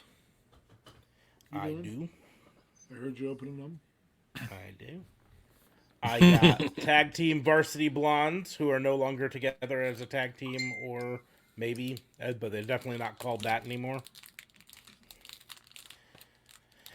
Hikaru Shida. Nice. What's her name? Hikaru Shida. I just can't place her. I don't. She wears red. A powerhouse Hobbs. Being the Elite featured the Dark Order at one point. Alex Reynolds and Johnny Silver deciding that they might need to bring back their recruitment specialist gimmick, where they're always trying to recruit people to join the Dark Order because the Dark Order is down to 3 people. So we'll see if that happens. But Evil Uno is my next card.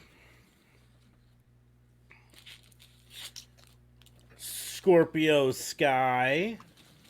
Ooh. A gold 1/2 of the Varsity Blondes Griff Garrison. Not Jungle Boy. A main features of Nick Jackson. A lot of Young Buck cards today. Jesus. Well, I mean, The they own the company. Elite. The I Elite. mean, they own the company. And a hollow. It's really hard to see the hollow on this, the way this card's designed. But of Eddie Kingston. That refractive black is so hard to see. I'm just gonna smoke through these real quick. This is a Smarks friendly pack. Mark Queen. That's not one of the Smarks friendlies. This is Wolverine, Brian Cage. This is Nice. Jungle Boy. This particular setup for Smarks, he would be very excited about. Private Party. Just not Mark by himself. His favorite one on this pack, I may have to package this up and send it to him if he sends me his. That's good old Jake Hager right there. Give me just 1 second. I dropped one of the cards. I have to get it. Magazine cover. Hikaru Shida. This is where it gets really smart. Hey, you knew her name. Yeah. It was on the It card. was written in front of me, yeah. Sorry, These next two are incredibly Smarks friendly. This is a hollow Chris Statlander. Hey. And this one is incredible. This is the most Smarks friendly of all Smart friendly cards. It's Stang! Cheers. It's a very awkward pose there that he's got. It's like, I'd like to be in a wrestling match, please. They need to work on their poses on some of their cards. Yeah. I think they've gotten better in the 2022. However, most of the 2022 are in-action shots, not posed shots. So, this is my last pack from this box. I'm out of cards after A Andre El Idolo. Andrade. Hey. A Alex Reynolds, which means I may have all of the current Dark Order members. A Ryu Mizunami, who I'm not even sure is actually signed full-time to AEW currently.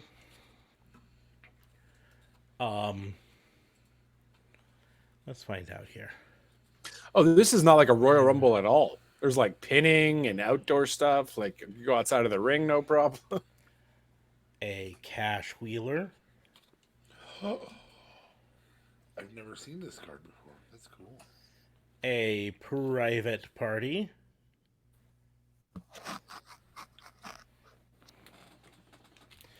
A gold Matt Jackson. I like their color changes on these better. The gray and the gold instead of the blue and the gold. A blue main features Darby Allin. And an upper deck canvas Jade Cargill kicking Love the shit it, out of someone. man. I'm jelly. It's a good one. I am jelly. I'm gonna hold my last pack until closer to the end of the show. All right, so give me something for the year. Money in the Bank winner. Anybody? Predictions. Money in the bank winner. It's tough because we have to predict who's going to be the champion at the time, because that's always kind of the feud that they at least build a bit. I'll say More if specifically, Seth is injured, it's Seth. Yeah, if Seth is injured now, he probably can be back in time for Money in the Bank. That could be, if Cody's the champ, Seth coming back, winning Money in the Bank, challenge They revisit Cody the feud. Yeah. for the belt. And then getting a dirty win over Cody, but it's still a win. Yep.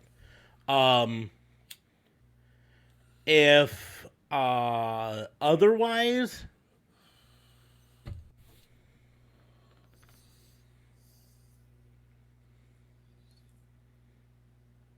I'm trying to think who's someone that they, because I've always said Money in the Bank is really great at elevating from the mid card.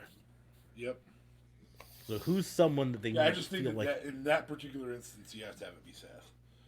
We need more of that match, and we need Seth to get a win. Yeah, I'm gonna say the problem is it really should be. It should be Theory, That's what I was thinking. but they ruined Theory with the Money in the Bank briefcase this time, and this, I think that makes it hard for you to give him it again. You know what I mean? Even though they're building him back up again, But I mean, keep in mind, if he keeps it till next year's Mania, let's say, okay, they do that whole thing where they wait till next year. I think Theory might potentially maybe be ready for next year's Mania. So that could potentially work. I think he's ready now.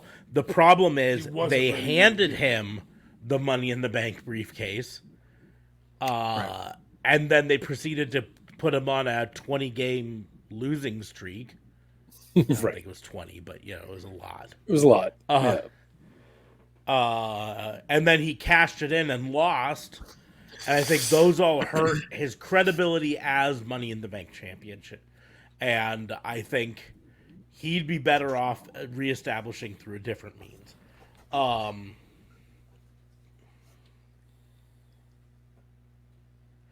going to say this is how they elevate Solo Sikoa. Ooh. That's Which fair. also could set up tension in the bloodline. You know what I mean? But have him. I feel- No, man, I got you covered. I feel like Bloodline is over by Mania, though. That's where the Usos will lose their tag team titles. I feel like Bloodline ends at Mania. I think there's too much I money to be honestly made do. with Bloodline. I don't think they ended. I think that they no longer have them draped in gold, but I don't think they ended. Yeah. They're not over just because they've lost. And so I think It's fair. They don't have to Really necessarily be motivated over. because they've lost. I'm gonna go with. So I'm gonna give you my prediction. Who I think it's gonna be, and then I'm gonna give you my who I want it to be. I think it's gonna be Karrion Kross. I wanted, and just a devastation of the audience of every other member in there. Who I wanted to be. This is an admission of guilt.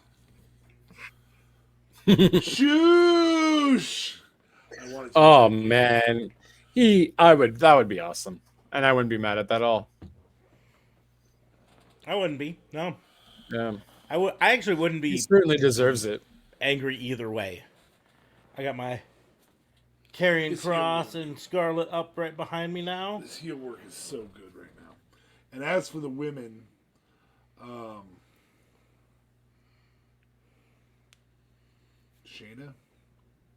I think it should be Shayna. I think I want it to be Shayna. I think at some point you have to fucking put a belt on Shayna. Yo, Shingo Takagi's gear is badass. Yeah. Shayna, Money in the Bank, hell yes. Hell freaking yes. She also she deserves. knows how to be a heel and she knows how to be a face, which, you know, is things rounded. It's the same thing for her. Yeah, Shayna definitely deserves better. I just don't know. Give me a Shayna and Asuka feud for a bit too, to see who faces for the title or something. That would be pretty badass. They got to definitely start building up some more women wrestlers, because honestly, having your Bianca, your Bailey, and then Flair, and then that's it. And and of course, the man is fine, but I mean, we need more women up there because it's getting pretty stale, and we're not getting Banks anytime soon. So here's what I'm gonna say. I like Shayna. Shayna's a great option. I'm gonna throw out a couple other names that I think would be really good to have win the women's Money in the Bank. Mia Yim, Candice LeRae. You knew that was coming. Mia Yim. I think the problem is they need to have Candice fucking win sometimes. How many they times haven't did been they call doing her Mia Yim last night? It was like a dozen times. Yeah. They also I think called that, her Mission. I think her official name is Minchin Mia Yim. Like that's her nickname. You know what I mean? Anyways, Tegan Knox. And potentially Emma. Ooh. Those are four names that I would love to see towards the top. Dakota Kai, especially Dakota Kai. The only reason I didn't put Dakota or Io on that list were that they're currently the women's tag champions, and I think they're going to keep them as a tag team for a while. I also wouldn't hate to see Xia Li or Zelina Vegas. Zelina Vega. Vegas. Yeah. Vegas, yeah. Sorry. I was waiting for one of you to catch that. No, I caught it. I just wasn't going to be mean. Jail. Oh, but you're mean for my vignette after fucking 2 years? Because that is a T-shirt that we can sell. But I don't think we can get away with a Zelina Vegas T-shirt. Maybe. Oh, you think wrong. I also want to throw in potentially Braun Breaker, but I don't think he's Money in the Bank. I don't think that's how you skyrocket him. At the same time, also Gargano, man. Gargano could be serious enough to put up we've there seen because him as a heel. I know Smarks doesn't like the idea, but we've seen him as a heel and it works. Ciampa, fuck yeah, Ciampa. I don't know where he's been at, but yeah, he definitely he's injured. Should be back by Money in the Bank. Oh, he's injured. Okay. Yeah, he's been out with. I don't think you do it with Dexter Lumis. I don't think he's the right guy. And quite frankly, I don't want it to be a returning Big E. I don't want it to be. I think a returning Big E needs a big match. Tommaso Ciampa had hip surgery. Oh wow. Okay. Xavier Woods maybe just to round out the New Day all being world champions. Oh, that's fair. Maybe. If they're still not NXT tag champions by then.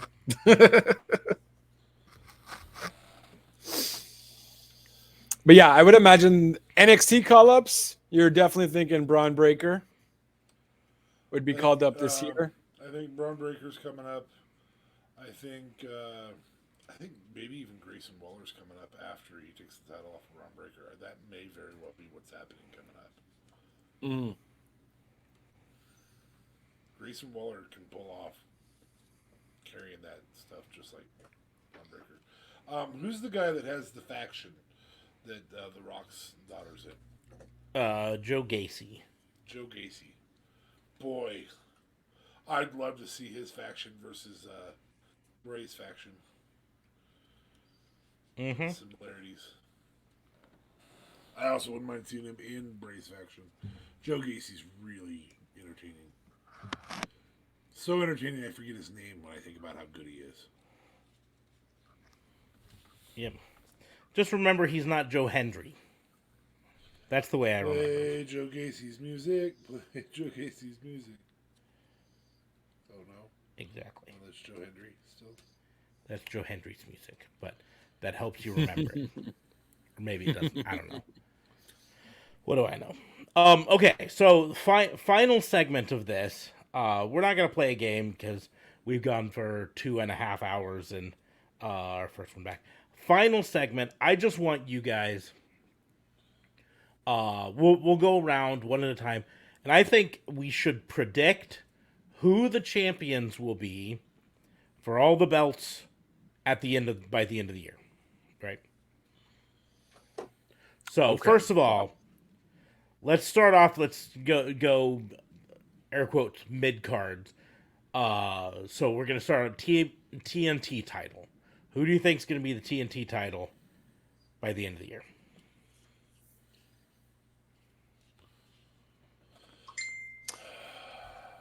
Rambo, that's what they call it. The Rumble, the Rambo. The Rambo. So I don't know if this was the Rambo or not technically, but I feel like 2 people won the match, and it was Show and Khan. I have no idea who these fucking people are. It's kind of very hard with no fucking sound on. But yes, they just won something.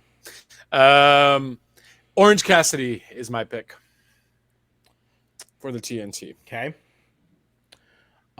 Keeping with it, All Atlantic champion. Well, no, DFA, TNT title. I forgot to go to you. It's okay, I'm forgettable sometimes. You're forgettable. That's what you are. You're forgettable. Sorry. On near or far. TNT champion.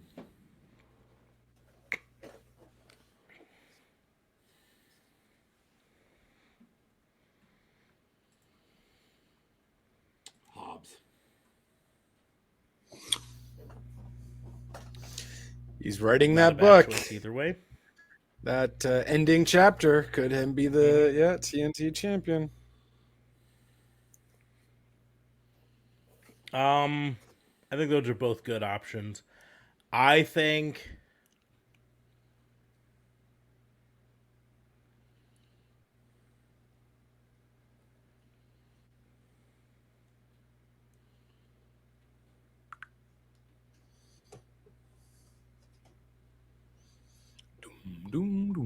I think they're going to do Ethan Page. I think Ethan Page is a good call for them. They obviously are trying to push him right now with the whole Matt Hardy gimmick. And him going after Brian, they're trying to make him kind of like main card status. That would work. So, that's what I think. Okay, All Atlantic champion. Scorpio Sky.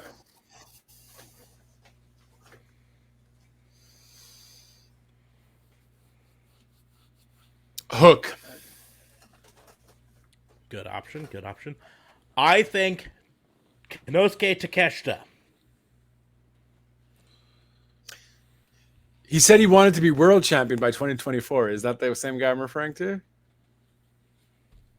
No, I don't know. He's fresh from Japan. Yeah. Ooh, I'm changing mine to Roosh. Ooh. Roosh Okay. is a good option. I thought about him for the TNT, and I kind of just decided that I thought TNT was aiming a little low for him. No, I mean, so- the dude could be a world title. I just Yeah, but that's why I have think somebody else in mind for that at the end of the year. it's weird for me to say this because they haven't presented it this way by any means, but I feel like the All Atlantic is a step above TNT. That's just my feeling. Whether it's real or not, I don't know, but just the way my brain goes. So Roosh is a good call for that. JLB, did you do an All Atlantic?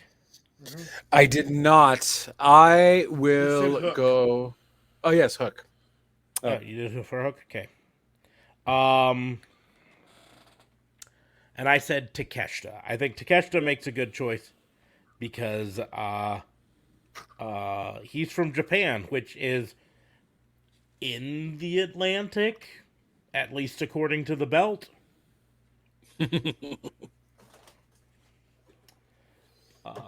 That's fair. So moving up, let's do the women's before we do the world championship. So let's do TBS title.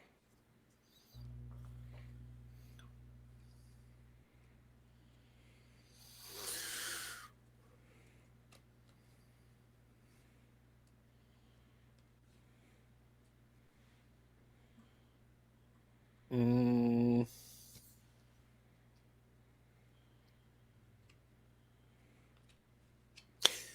Kira Hogan.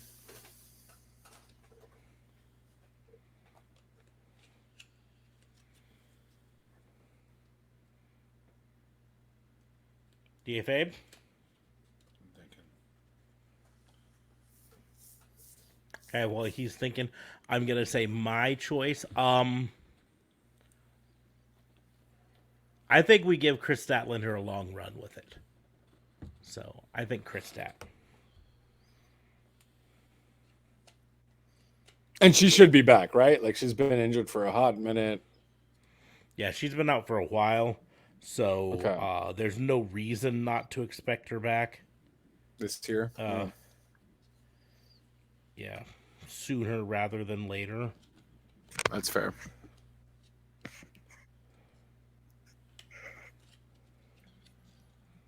I am going to go with Trinity Fatu. Huh. Naomi joining AE Dubs. All right. Okay. Now we'll do women's world first.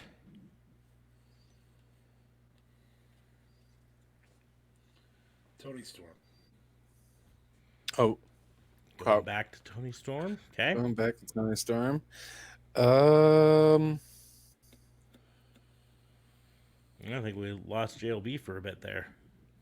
Can you hear me? Now he's back. Okay. Okay.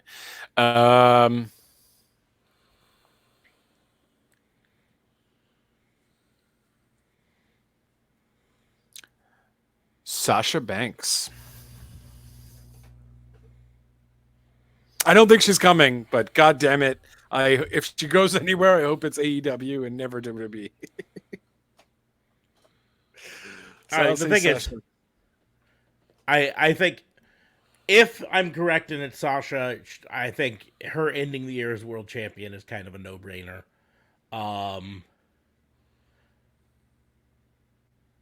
I think I'm gonna go out on a limb and maybe Ty Mello. She has been Man's got improving in the balls. ring.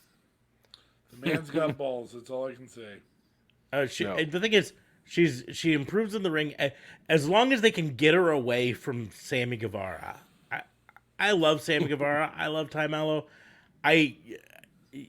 As fans, we Them hate together them is together. trash. Um, They're just too in love on screen. yeah, I just hate them. I hate them. I hate them. Okay, Jealousy. men's world title. Who ends 2023 as world champion for AE Dubs? MJF second run. Ricky Starks. Both good options. Good options. I think.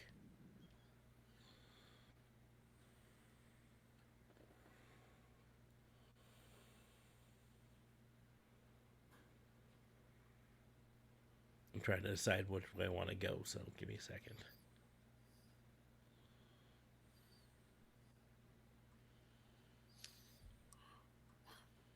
Also, Ricky Starks did recently just tweet and say, "Make that money, legend."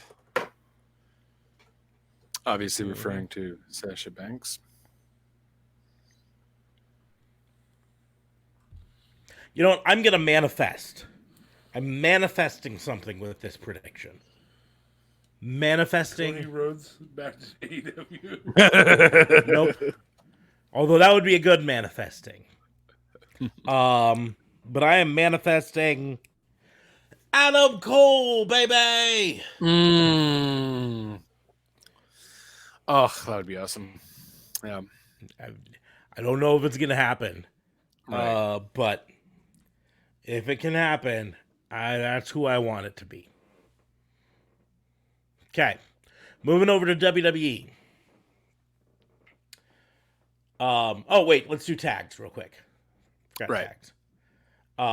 So 6-man tag. I'm gonna say House of Black. I still think that's the way to go.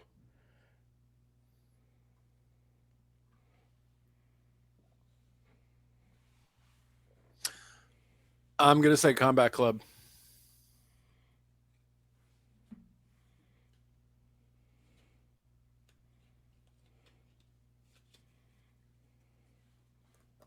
Fabe. Oh, we lost Fabe. Oh. We'll come back to that for if he shows up again. If he doesn't, we'll end this without him. Regular tag, men's tag. Acclaimed are champions right now.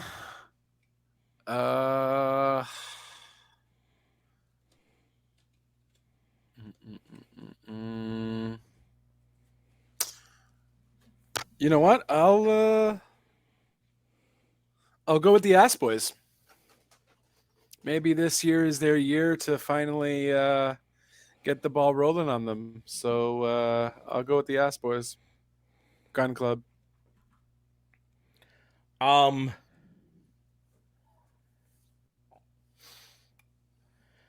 am gonna go with the sort of maybe safe bet and say FTR.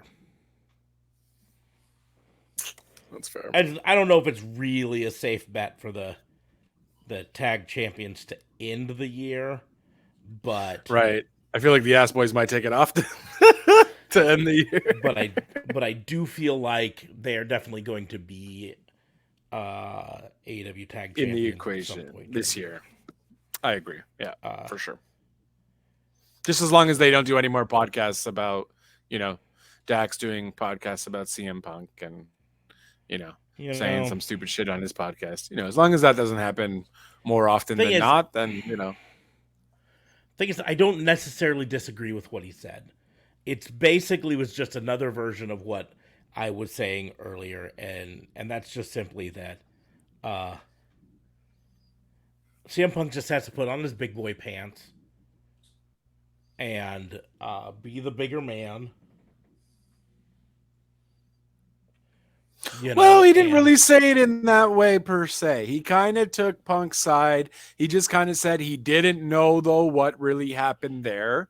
And no one really knows aside from the people that were there. And that's the story we're all going to get. No one's going to know the full-fledged story. And then he said that I would like to see CM Punk back Right. and wrestling, and what that's gonna have to be is CM Punk's gonna have to mend some bridges. Right. Well, he didn't say it in that way. He just said they're all gonna have to kind of find a way to work together, kind of thing. He's Yep. like, I think all four of those guys or people, Young Bucks, Mega, and all that are great for the future of wrestling and are a bonus to the Yes. company and so on. You're gonna Which have to I put on your agree. big boy pants and make it work.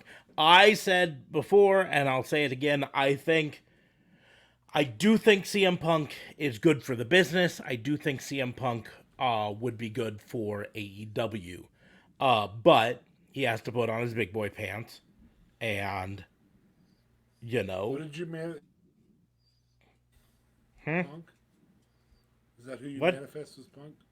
No, I manifest No. Adam Cole, baby. We'd moved on to talking about other things and Well, waiting for you. while waiting for you. apologize. We did tag championships. First we did trios for AEW. And I said House of Black. And I said JLB said Blackpool Combat Club. yeah. Ooh, Uh I'll go with JAS. Somebody in the JAS. That would be kind of cool for Magic Mike Hands and Danny Magic, Daddy and Mike Magic and Menard. Cool Hand. Cool Hands. That's it. To definitely Along get with it. That'd be Jericho. dope. Along with Jericho, yes. Gimme. Yeah, Or I wouldn't heck, argue with that. Blackpool Combat Club with Danny Garcia going into the Combat Club, and we got Garcia, Yuta, and Mox. Mox. That'd be dope too. So, and then JAS, tag teams, I said I was taking what might be the air quotes safe bet for ending the year, and that's FTR. And that's what got us talking about Dax Harwood's podcast, where he was positive towards CM Punk and got everyone's knickers in a twist over it. I have to agree. I think he just needs to grow up. Yeah. Guy's good for the business. He just needs to grow up. Good for the business, and he's still good in the ring. He just needs to grow up. Maybe put on a tad some big boy injury pants. prone, but you know, Well, I don't know. who isn't? I guess, but I've pulled a muscle getting out of bed, so so when you start to get old, you know, sometimes things happen. Thanks for the follow, NS Stacks. Yep. hey, Thank you for the follow. So who did you have for trios, and then who did you have for tags? tag. Trios, I gave it to JAS. That's right. And the tags,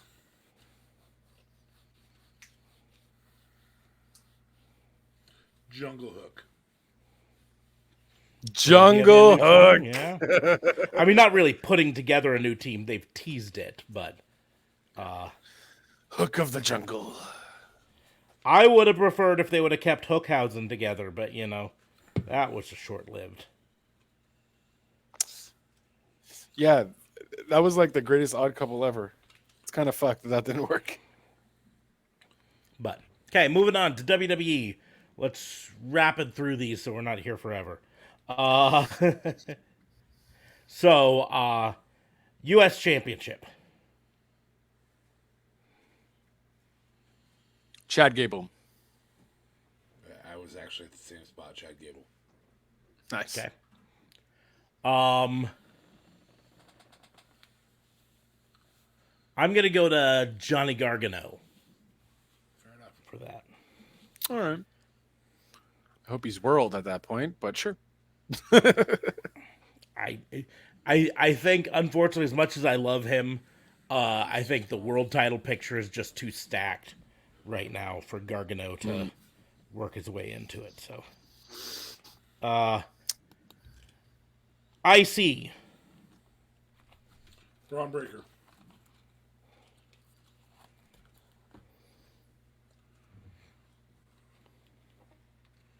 Carmelo Hayes.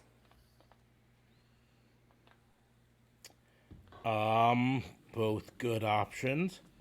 I'm going to say Gunther. Again. Oh shit! Again.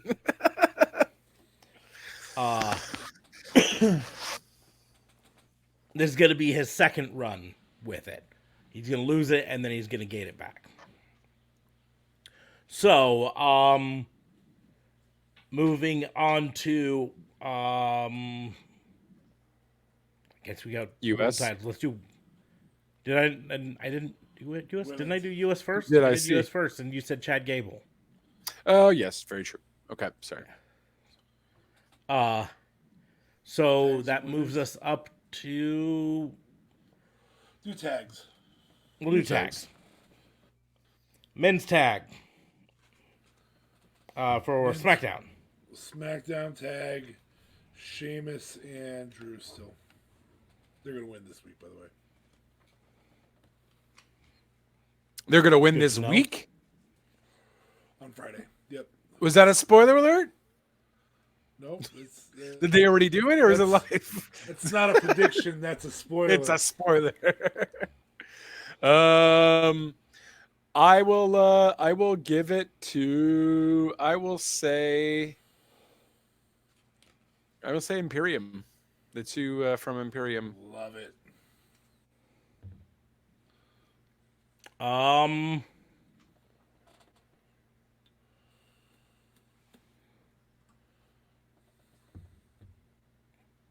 I am going to say. I'm gonna say it's going to be a tag team comprised of Wyatt members, that are yet to be debuted. And you said this is SmackDown? Yes. Okay. So Raw tag.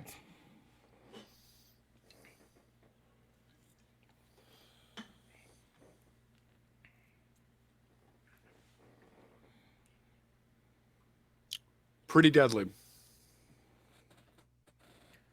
Not a bad choice. Not a bad choice. You need to bring up more fucking tag teams, man. They have almost no tag teams on the main roster. I'm making a tag team. Oh, Riddle Shay. nice. Ricochet and Matt Riddle. Riddle Shay. Hey, I like that. Mm-hmm. Look at you I- using Riddle a bunch of times. I'm so proud of you. Finally realize how great Riddle is. Yeah, I am so, going to use a tag team that's more or less formed, but not really. And I'm going to say it is going to be the Judgment Day. But they're Which going to be tag members? teams. They're going to be tag teams under Freebird rules Okay, fair. Nice. or New Day rules, or they're going to call it Judgment Day rules because no one can just use the name that's already established. Women's tags. This is a tougher one because they're literally like one women's tag team currently active. Shayna and Ronda. Oh, yes. I'll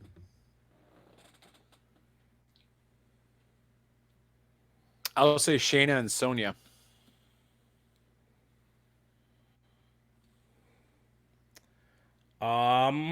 This is after a Shayna championship run, by the way. Just so you guys know. Yeah. Or it could be the start of the feud between them when they lose the tag belts, and it's going to be for next Mania. But fuck, I hope it's this year.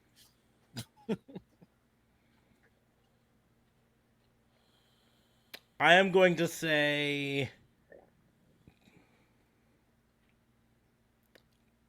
Tegan and Shotzi. Fair.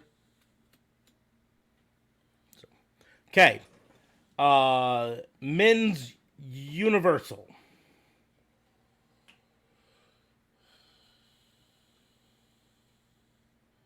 Roman has it back by then. SmackDown. That's the SmackDown one? Universal SmackDown? Okay. Yes.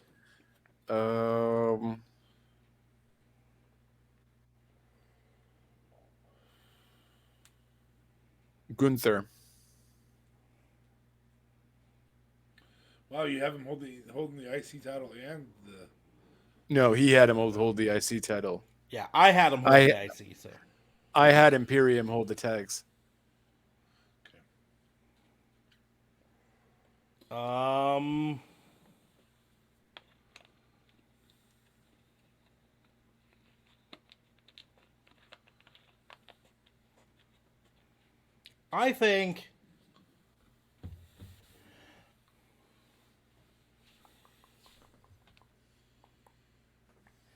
I think Mr. Cross up there,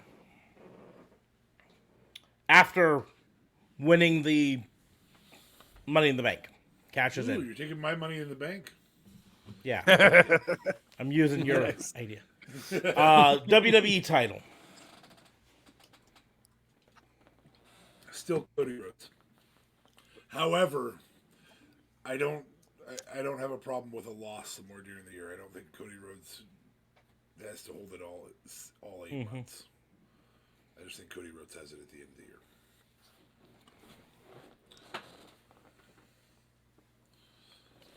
I'm going to do a twist on that, and I'm going to say Seth freaking Rollins, who wins it on the last event of the year. Okay.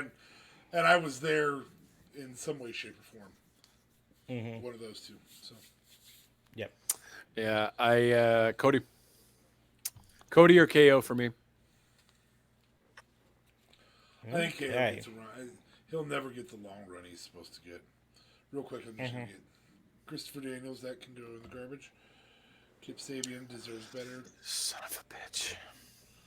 A lot of people think Kip Sabian might be the next All-Atlantic champion. So, yeah, that's fair.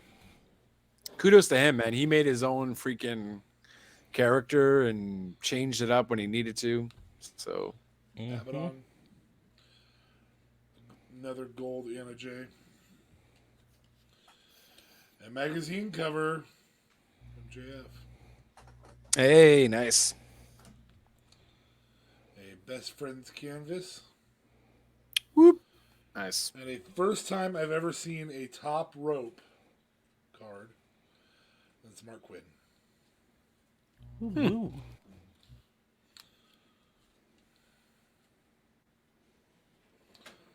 So their kickoff's already done. Well, yeah, it's been an hour. Well, I mean, it's been done for like the past 20 minutes, but I'm just like, what the fuck? Why have a kickoffs and then the main show's supposed to start? The main show is not even happening yet. Donkulous. But alright, I shall wait. You're I guess. redonkulous. I am redonkulous. Bam. Good call, boys. We shall see. Okay. We shall check it out You at the end of the year, NXT? see how right we were. By chance? Hmm? Want to do NXT? We could. Oh, let's do NXT. Might as well. NXT. We'll do women's tag. Let's start with women's tag.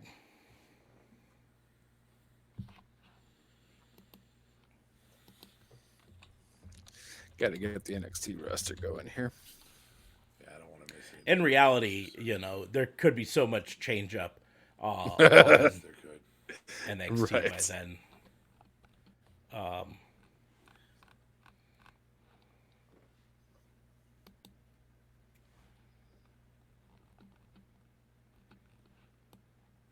I'm going to go with a weird pair up. I am going to say that at some point during the year, these people who are currently feuding will find a way to make it as a tag team. And that's Alba Fire and Isla Dawn. Okay.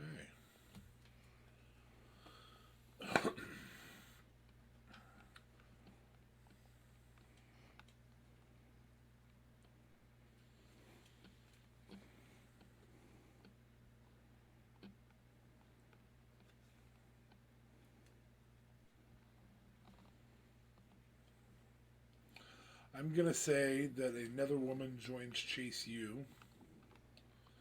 So it'll be Thea Hale and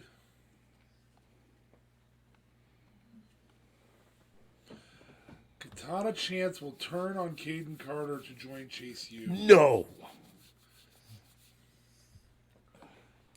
That's impossible. I like it. I like it. I will go.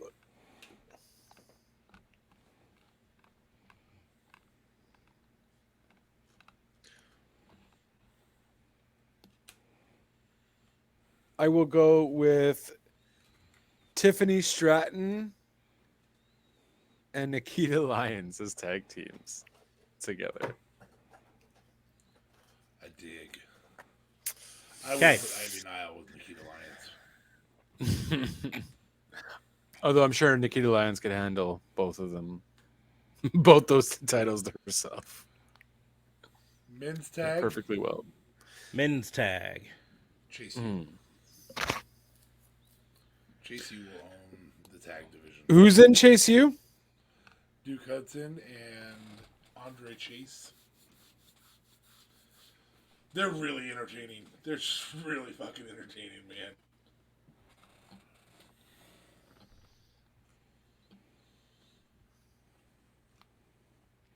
I am gonna go with whatever the name of Joe Gacy's group is. The other two guys.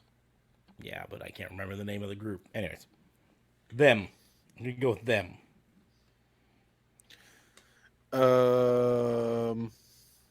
I'll just say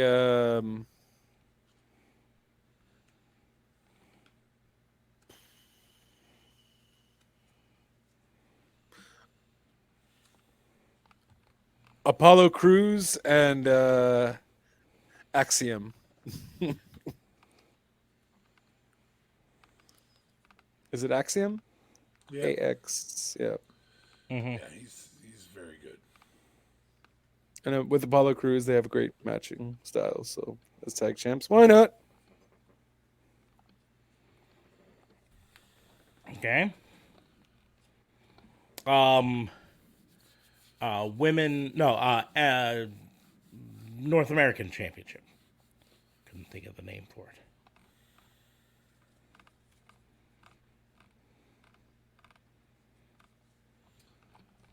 Joe Gacy. Ilya Dragunov.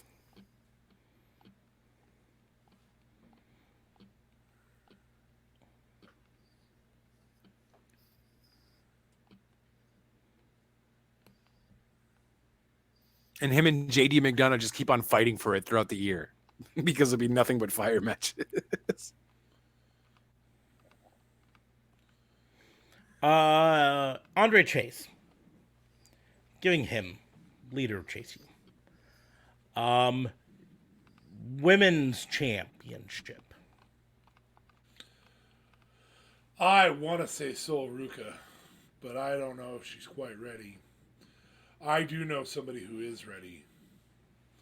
Smarks already knows who I'm going to say. Cora Jade. Yeah, I was going there And too. for a long fucking time, man. She's been ready for a hot minute. She's ready for a main roster championship. Straight up. Fucking Cora Yeah. Jade, man. Mm-hmm. That's the right move. Cor- I want it Cor- to be Sol Ruka, but it's not. I'm saying Cora Jade after a long back and forth with Roxy. Roxanne Perez. Yeah. Yeah, don't I blame think you there. they just go back and forth over the course of the year, and I'm a happy camper. Is Indy Hartwell still there? Yes. And I wanted to say that too. But Sol Ruka is so much fun to watch. Yeah. The thing with Sol Ruka is she's fun to watch. She's got that absolutely killer move. Absolutely killer. But she is also still fairly green in some other accents. That's why I didn't put her there. And that's why it's a little hard. If there was a women's mid card, I'd put her on in a heartbeat. If she leaves NXT or gets let go, I'd have her be the one who takes it off of Jade. Like, She's that entertaining. I'd love to see Silver could beat the crap out of Nikita Lyons. Okay, men's championship. Is there anywhere you can go but Dijak here? Yeah, that's what I'm saying. That's my guess. That's Maybe my Carmelo not guess. Hayes, maybe Cameron Grimes, but Dijak's there to carry that roster, isn't he? He's When they pull up Braun. I mean, Well, it's definitely not going to be Aziz. I'll tell you that much. I mean, I don't even know. Is he? Other than Dijak is to bring somebody from the main roster into NXT, Baron Corbin or something like that. But I feel like it's Dijak. Yeah, Dijak's the way to go. Okay. Well, on that note, we will go ahead and close the book on 2023 Wrestlutions. Definitely can't close the book on 2023 because that shit just started. Nope, So that's our resolutions for the year. We're probably going to be wrong on a lot of these. I'm going to be honest with you. probably on but all I of don't them. fucking care. Because Oh, it's just about to start. Woo, woo, woo. I will say this. Talking about Wrestle Kingdom. If you're in the air about watching Wrestle Kingdom, but you want to, it's like less than $10. You know what I mean? It's not a $40 pay-per-view. Right. I don't know if it's less than $10. It's like around $10. Let's use that phrase instead. Yeah. It's like $7 for you guys, technically. Yeah. But It'll be like it's $10 Canadian. it's not a huge investment. You're not like saying, okay, here's where I put in $40 to watch a bunch of people I don't know for the 2 matches that I do want to watch. Right. $10 ish. $10. How can you go wrong? Shirt.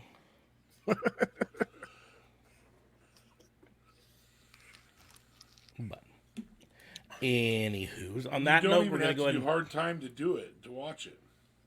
Nope, sure don't. And there's English subs. Don't have to do hard time. Don't have to get a face tattoo of a teardrop. Yeah, teardrop on it.